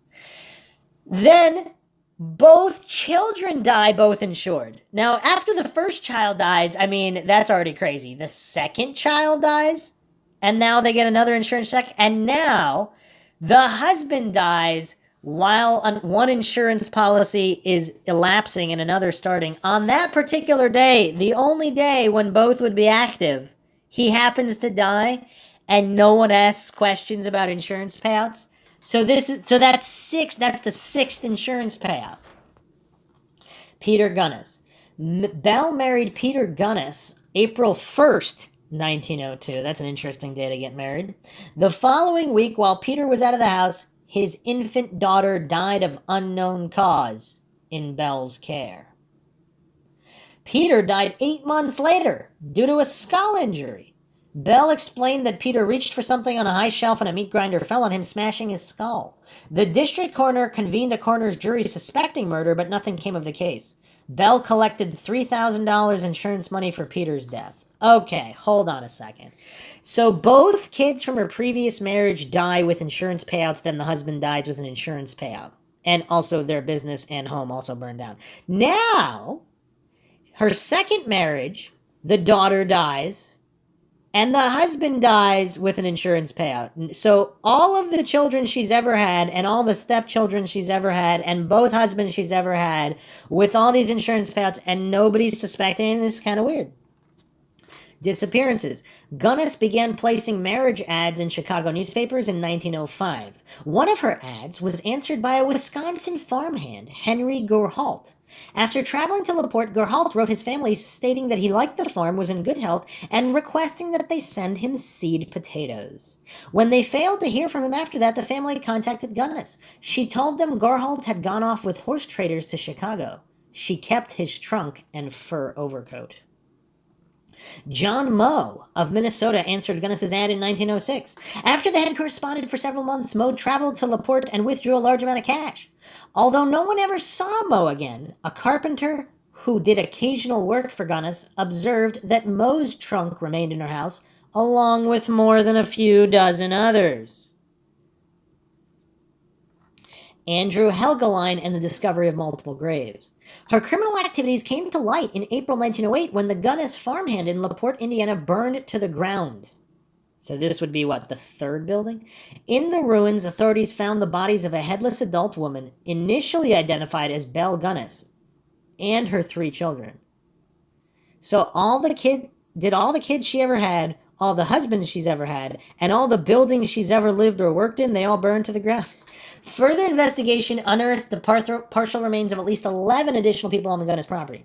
After the fire at the Gunness homestead led to the discovery of bodies believed to be Gunness and her children, LaPorte police authorities were contacted by Ael Helgelien, who had found correspondence between his brother Andrew Helgelien and Gunness. The letters included petitions for him to relocate to LaPorte, to bring money, and to keep the move a secret. A visit by Aisley Helgelien to the Gunness farm with a former hired hand led to attention being paid to soft depressions in what had been made into a pen for hogs. After briefly digging one of the depressions in the lot, a gunny sack was found that contained 2 hands, 2 feet, and 1 head, which Helgelien recognized to be those of his brother. Immediate inspection of the site revealed that there were dozens of such slumped depressions in the Gunness yard, and further digging and investigation at the site yielded multiple burlap sacks containing torsos and hands, arms hacked from the shoulders down, masses of human bone wrapped in loose flesh that dripped like jelly, from trash-covered depressions that proved to be graves.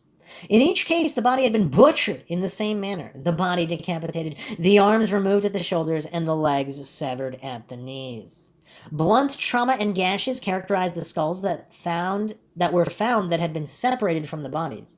Lucas Riley, quoting the Chicago Inter-Ocean in Mental Floss, noted that, quote, the bones had been crushed on the ends, as though they had been struck with hammers after they had been dismembered, and that quicklime had been scattered over the faces and stuffed in the ears.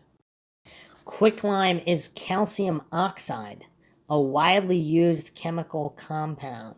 Quicklime include the production of iron and steel, paper and pulp treatment, treatment of water and flue gases, and in the mining industry. After finding the parts of 5 bodies on the first day, an additional 6 on the second, some in shallow graves under the original hog pen, others near an outhouse or a lake, the police stopped counting. With these discoveries, the perception of Belle Gunness, as reported in newspaper descriptions of a praiseworthy woman dying in the fire that consumed her house in a desperate attempt to save her children, were reassessed. Despite the initial success with the identification of Andrew Helgelien, and despite the fact that widening news coverage of the mass murders invited inquiries from families with men that had gone missing, most of the remains could not be identified. Involvement of Ray Lamphere. Ray Lamphere was Gunness's hired hand and on and off lover. In November 1908, Lamphere was convicted of arson in connection with the fire at Gunness's house. Lamphere later confessed that Gunness had placed advertisements seeking male companionship only to murder and rob the men who responded and subsequently visited her on the farm. Lamphere stated that Gunness asked him to burn down the farmhouse with her children inside. Lamphere also asserted that the body thought to be Gunness's was in fact a murder victim chosen and planted to mislead investigators. The brother of one victim had warned Gunness that he might arrive at the farm shortly to investigate his brother's disappearance. According to Lamphere, this impending visit motivated Gunness to destroy her house, fake her own death, and flee. When Lamphere was arrested, he was wearing John Moe's overcoat and Henry Gerhalt's watch. How obvious. Edward Betchley, a journalist, was given a secret assignment to acquire access to a confession and publish it, thus bringing a second inconsistent Lamphere account to light. The second account is based on the report that Lamphere contacted a Reverend Edwin Schell and provided him with a verbal confession that Schell transcribed and had Lamphere sign, a document that Schell kept in his personal safe. Betchley attempted to convince Schell to allow him to publish this later confession, but was denied by both Schell and Schell's wife. However, a separate newspaper published a story with speculation regarding the second Lamphere confession. Described as worried as to the peace of the families of the victims, Schell offered the confession to Betchley, which was later published. The Betchley narrative, entitled Lamphere's Confession, contains the summary from Betchley. Quote, in the confession, Lamphere said that he had killed Mrs. Gunness and the children with an axe, sprinkled the bodies with kerosene, and set fire to them in the house.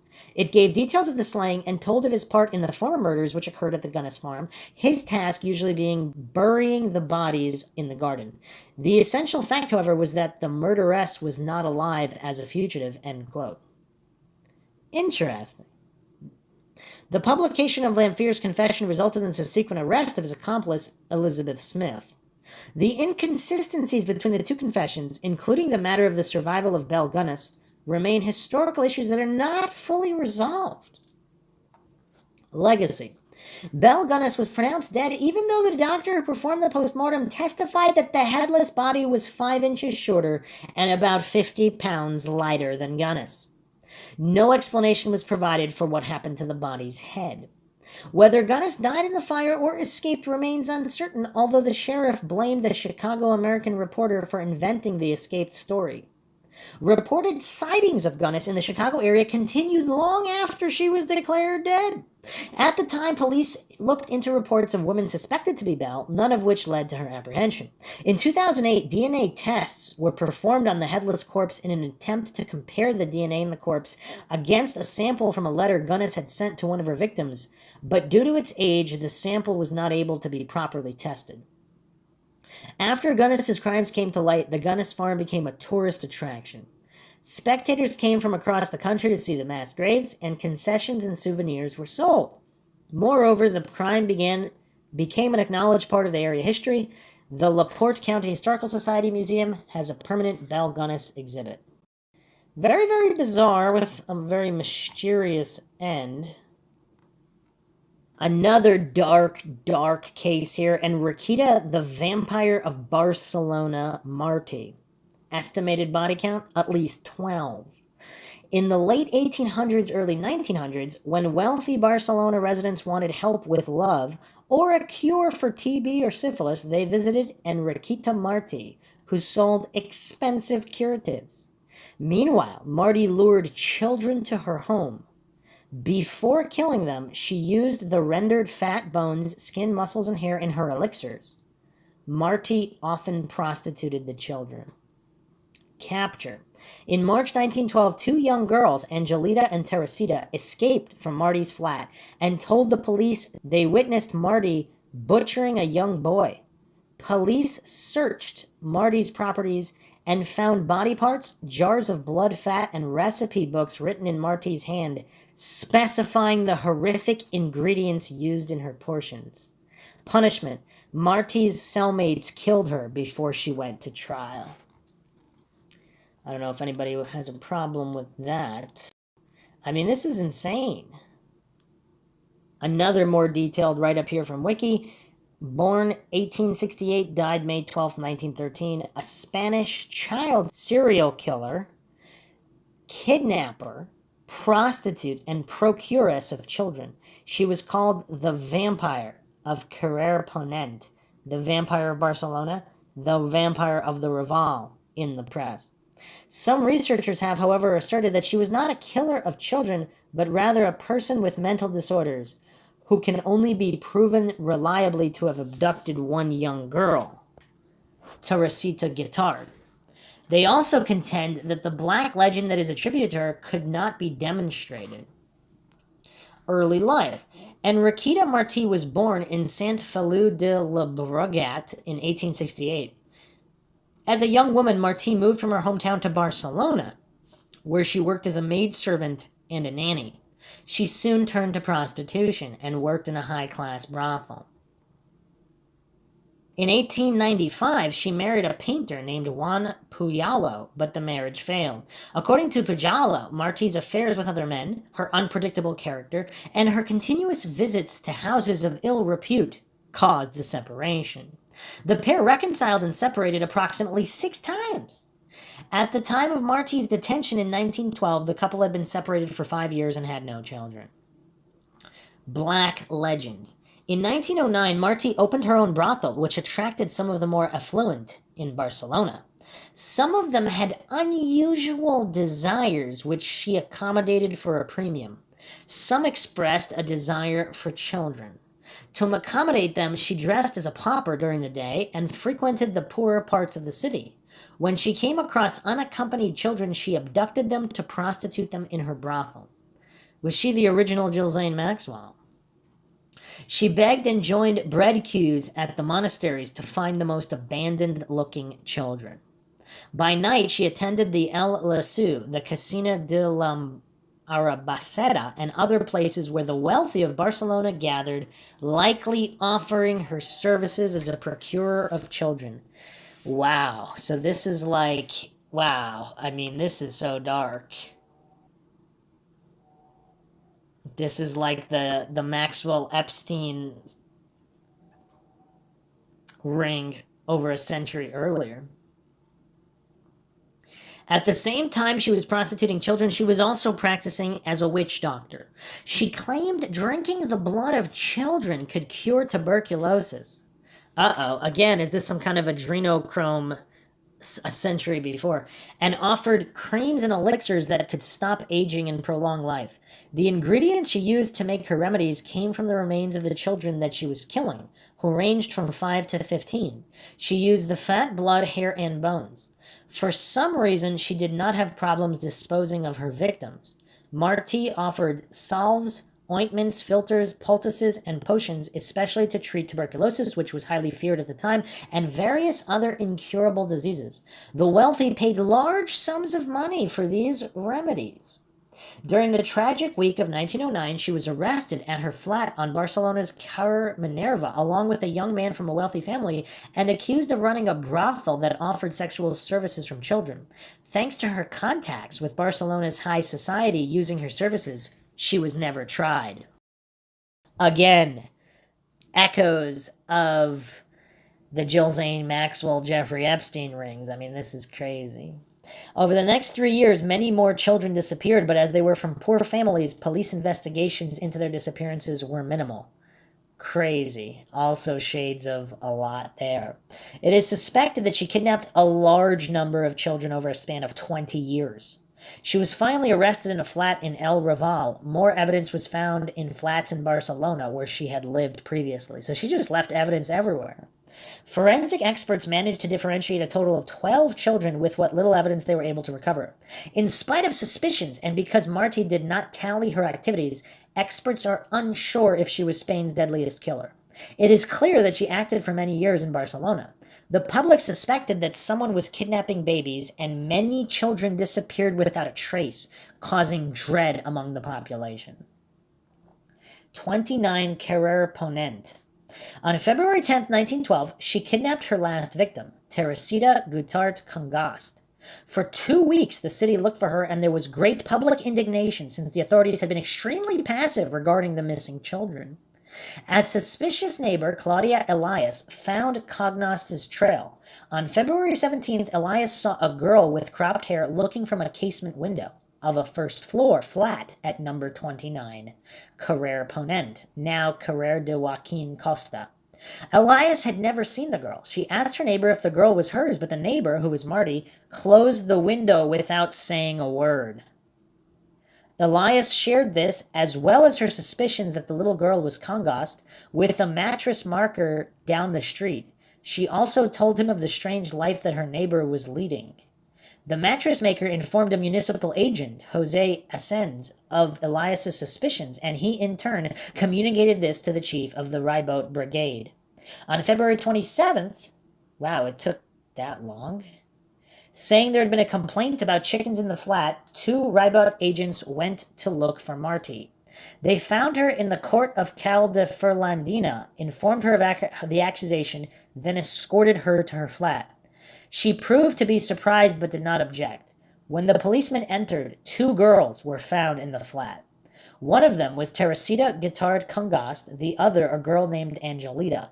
After making a statement, Congost was returned to her parents. She explained how Marty took her by the hand, promising her candies, covered her with a black rag, and forced her to the flat. Marti cut Congost's hair and changed her name to Felicidad, telling the child she no longer had parents and was to call her Mama from then on. I mean, this is so dark. Marti fed the girl potatoes and stale bread and preferred to pinch rather than beat the child. She was prohibited from going to the windows and balconies, as well as several rooms in the flat. Congost told authorities that Marty was in the habit of leaving them alone and that one day they risked exploring the rooms that Marty forbade them from entering. They found a sack with girls' clothes covered in blood and a boning knife also covered in blood. Congost never left the flat during her captivity. Angelita's declaration was more frightening. Before Congost arrived at the flat, there was a 5-year-old boy named Pepito. Angelita said that she secretly saw Marty, whom she was calling Mom, kill him on the kitchen table. Angelita's identity was more difficult to pinpoint as she did not know her real surname, but confirmed Marty's claim that her father was called Juan. Marty maintained that Angelita was her daughter by her estranged husband, Juan Pujalo. He appeared before a judge and declared that he had not lived with Marty for years, that they had not had children, and that he did not know where Angelita came from. Eventually, Marty claimed that she had taken the girl as a newborn from her sister-in-law, having told her that the girl was stillborn. And Raquita Martí Repoles was detained and jailed in Reina Amalia prison. During the second inspection of the flat, detectives found the sack with the bloody clothing and the knife. They also found another sack with dirty clothes and at least 30 small human bones. These bones showed evidence of it being exposed to fire. Investigators found a lounge sumptuously decorated with a cupboard with nice clothes for a boy and girl. This lounge contrasted with the rest of the flat, which was austere and smelled badly. In another locked room, they found the horror that Marty was hiding. In it, there were 50 pitchers, jars, and wash bowls with preserved human remains. Greasy lard, coagulated blood, children's hair, skeletons of hands, powdered bones, and pots with potions, ointments, and salves already prepared for sale. Investigators also went to 2 more flats where Marty had lived. A flat in the Carrer Tallers, a third in Carrer Picalcuz, and a little house in Carrer Jacques Florals in Sants. In both of them, they found false walls and human remains in the walls and ceilings. In the garden of the house on Carrer Jacques Florals, they found the skull of a 3-year-old child and a series of bones that corresponded to 3, 6, and 8-year-old children. Some remains still had pieces of clothes whose condition indicated that Marty had habitually kidnapped children of impoverished families with insufficient means to look for their missing children. Further investigation revealed that the housing in Sant Feliu de Llobregat, property of Marty's family. Here they found remains of children in vases and jars, as well as books of remedies.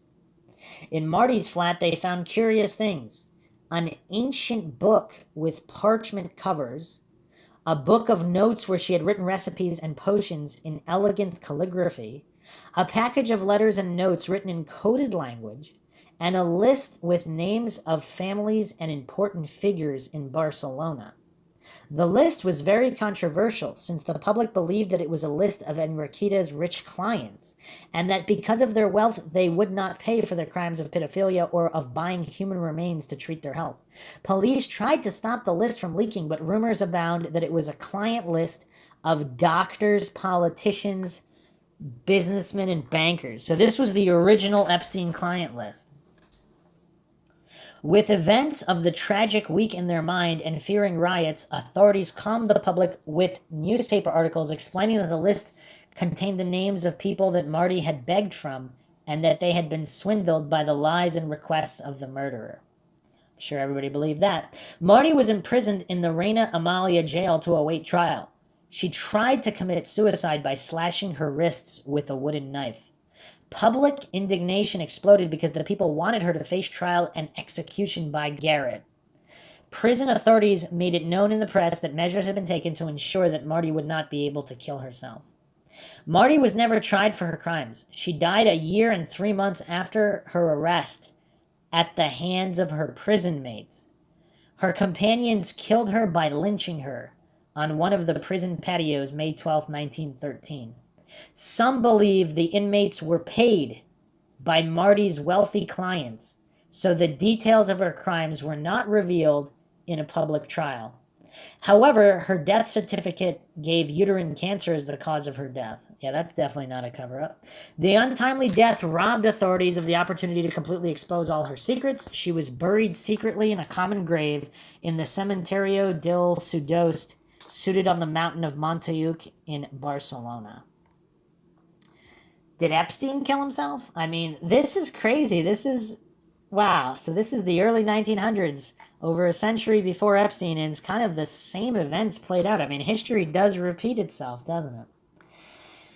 declarations and testimonies. Marty was interrogated about the presence of Teresita Guttart in her house and explained that she had found the girl lost in Hungary the day before in Ronda de Sant Pau. Claudia Elias denied this because she had seen the girl in her flat several days before the arrest. Marty was also questioned about the presence of bones, human remains, creams, potions, poultices, ointments, blood bottles, as well as the boning knife. Interrogators asked if she had subjected the bones to be burned or cooked, as forensics suggested. Marty claimed she had studied human anatomy, but under pressure from the interrogators, she confessed that she was a healer and used children as raw material for the production of her remedies. So she confessed to this. She claimed to be an expert and knew how to make the best remedies and preparations that were highly sought after by wealthy people of good social position.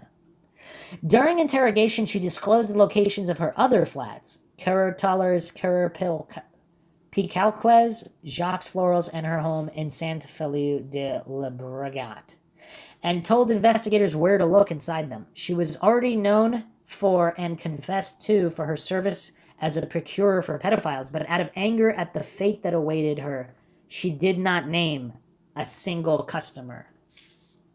Investigators knew of the existence of the little boy known as Pepito from the testimony of Angelita and Claudia Elias. Marty claimed Pepito had been entrusted to her by a family that could not care for him. When asked for his whereabouts, she said that he had gone to the country because he had become ill, the same excuse she had used with her inquiring neighbor Claudia Elias. Overwhelming evidence and Angelita's testimony shattered this excuse. She was unable to refute bloody clothes in a sack, the knife, and some remnants of fresh fat, blood, and bones. These remains were those of Pepito.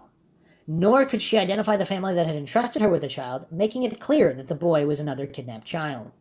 An Aragonese woman from Alcaniz recognized her as the kidnapper of her infant son some 6 years earlier in 1906.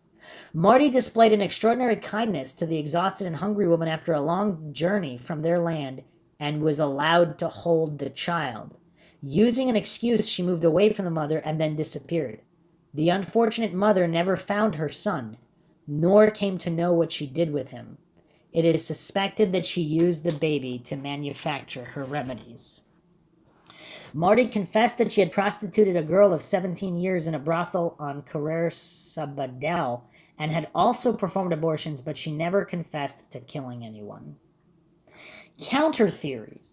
For his book Barcelona 1912, Barcelona writer Jordi Corominas conducted an exhaustive investigation into the life of Enriqueta Martí.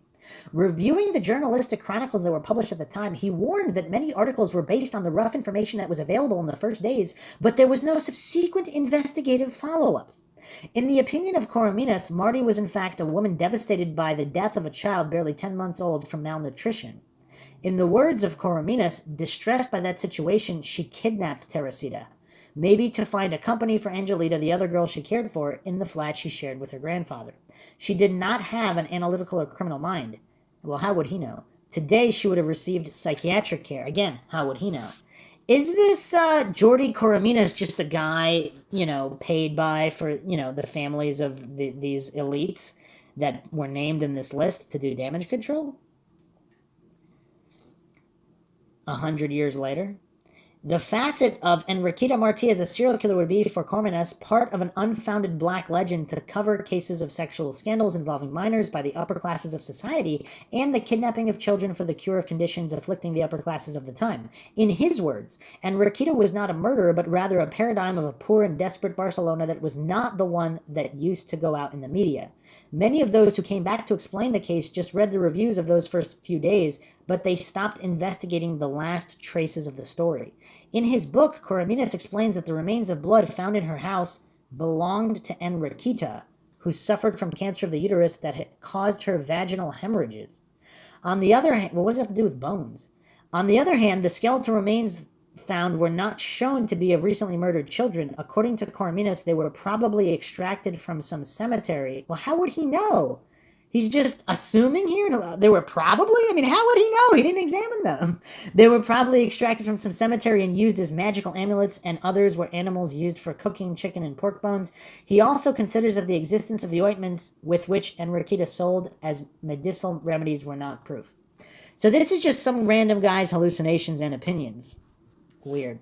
Historian Elsa Plaza spent 7 years studying the case of Enriqueta Martí and has written a book, the sky underfoot, which brings to light information about the woman herself. Plaza explains that since 1912, Barcelona has referred to Marty as a serial killer, though Enriqueta was never formally charged with murder, nor was any corpse of a child found in her home. Again, how does she know that?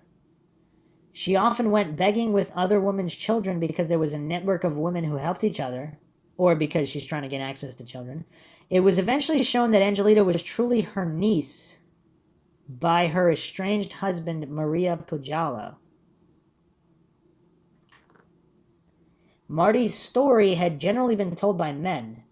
Nobody thought that the blood found in her flat could belong to Marty herself. She was shown to be dying of uterine cancer and often bled heavily. Most newspapers at the time claimed Marty was the woman who had kidnapped about 40 children from the 5th District. Wait. They're saying this was somebody else? There was a switched identity here? When the bones were found in one of Marty's houses in Carrera Pila Curs, were determined to be from multiple animals instead of from children. The assembled journalists almost attacked the doctor who made the announcement. Well, here's the other thing, though.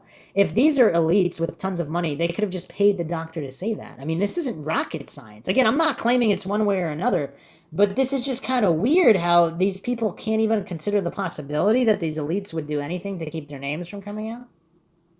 Marty's case was fodder for nascent tabloid journalism. She became the ideal scapegoat to blame for the missing children. Well, what if she was really responsible, though? And again, there could be other individuals who are also responsible. Again, what's with all these black and white logical fallacies?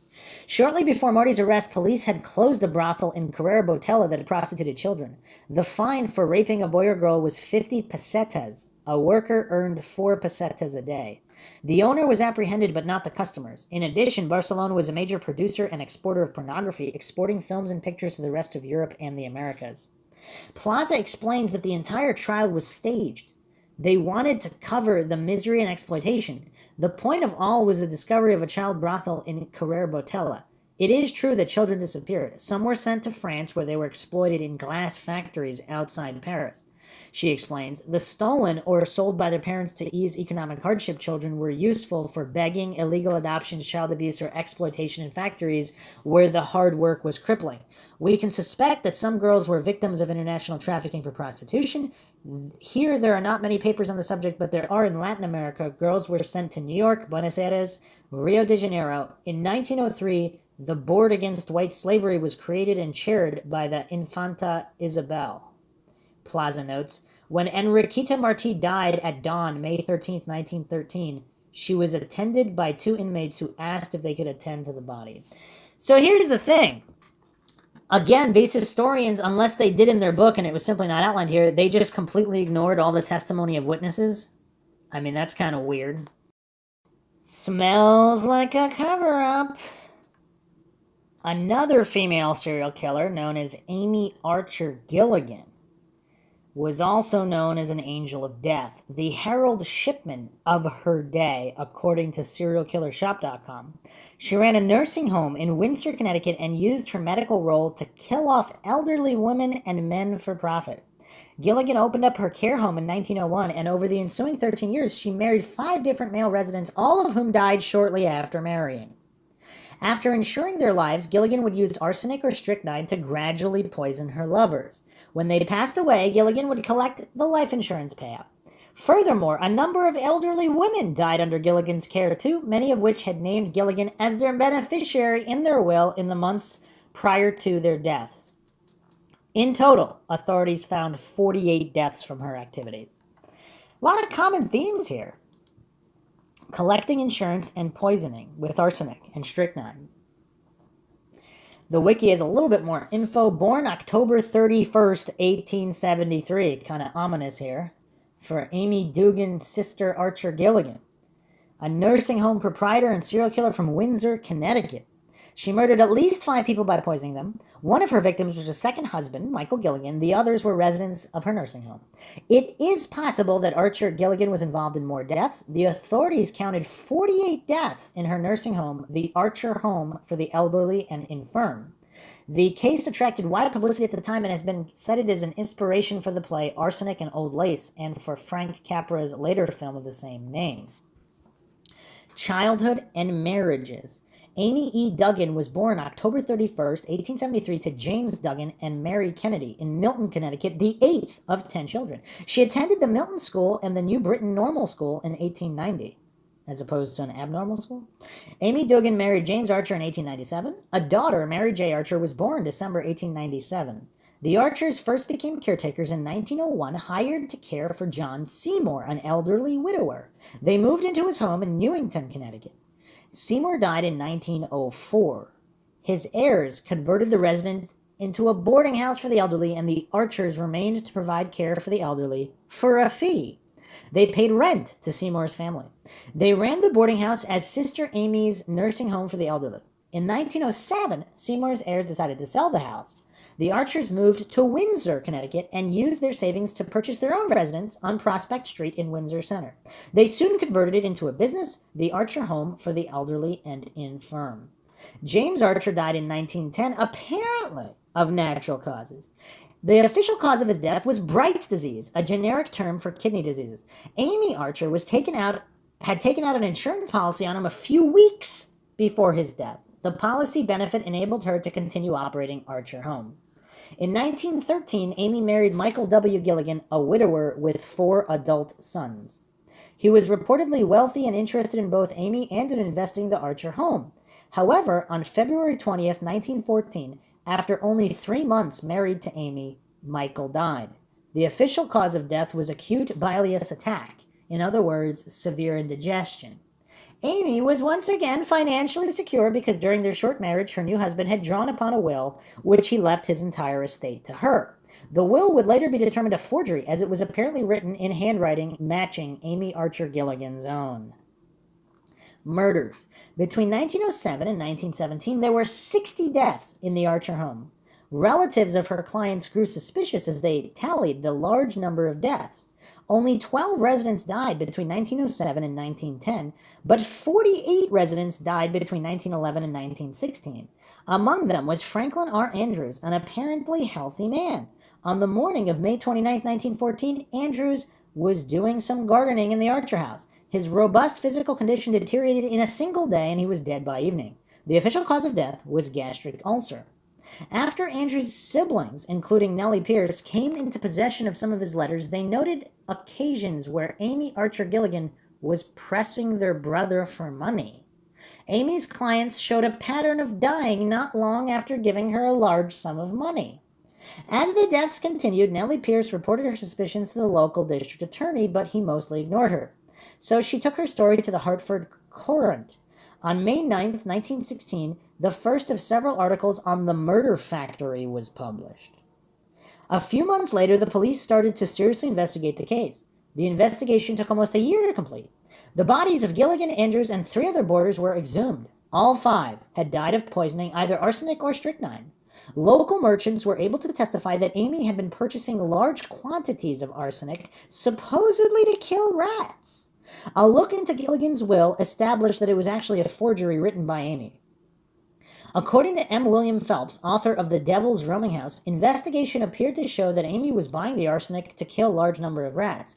However, it appears that she did not buy all of the arsenic which killed her patients. The doctor and some of the patients had signed off to purchase it.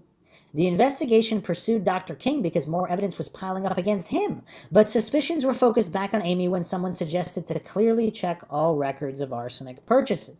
When evidence was found of Amy sending her patients to the drugstore to buy quantities of arsenic, the police were able to arrest and convict her. So she sent her own patients to buy the arsenic used to kill them. I mean, this is crazy. Trials, Archer Gilligan was arrested and tried for murder, originally on 5 counts. Ultimately, her lawyer managed to have the charges reduced to a single count, the murder of Franklin R. Andrews. On June 18, 1917, a jury found her guilty and she was sentenced to death. Archer Gilligan appealed and was granted a new trial in 1919. At this trial, she pled insanity. Mary Archer testified that her mother was addicted to morphine. Archer Gilligan was again found guilty of murder, but this time she was sentenced only to life imprisonment. Death in 1924, Archer Gilligan was declared to be temporarily insane and transferred to the Connecticut Hospital for the Insane in Middleton, where she remained until her death, April 23, 1962. And there are, of course, many others. Obviously, Lizzie Borden, Elena Bathory, Very, very prolific. I probably have to do episodes on them, individual episodes. So I won't go over them now. We went over a whole bunch of female serial killers. There actually are quite a few other well-known other ones, so maybe we'll do a follow-up episode too, and then of course individual episodes. But hope you guys found another edition of MindShock True Crime interesting and informative. If you want to help support the MindShock podcast, you can donate to our PayPal. Just check the link in the description. You can also become a YouTube member right here on YouTube for access to exclusive streams and chats. Make sure you subscribe to the podcast, hit that bell for notifications, like and share Twitter, Facebook, Reddit, Patreon. Patrons do get priority for case topic logical analysis, co-podcaster requests. You can also be a guest in the podcast depending on your tier. Questions, comments, theories, thoughts, suggestions, rebuttals, debunkings of any kind, leave them in the comments section. This is Bruce McGuire signing off. Catch you guys next time.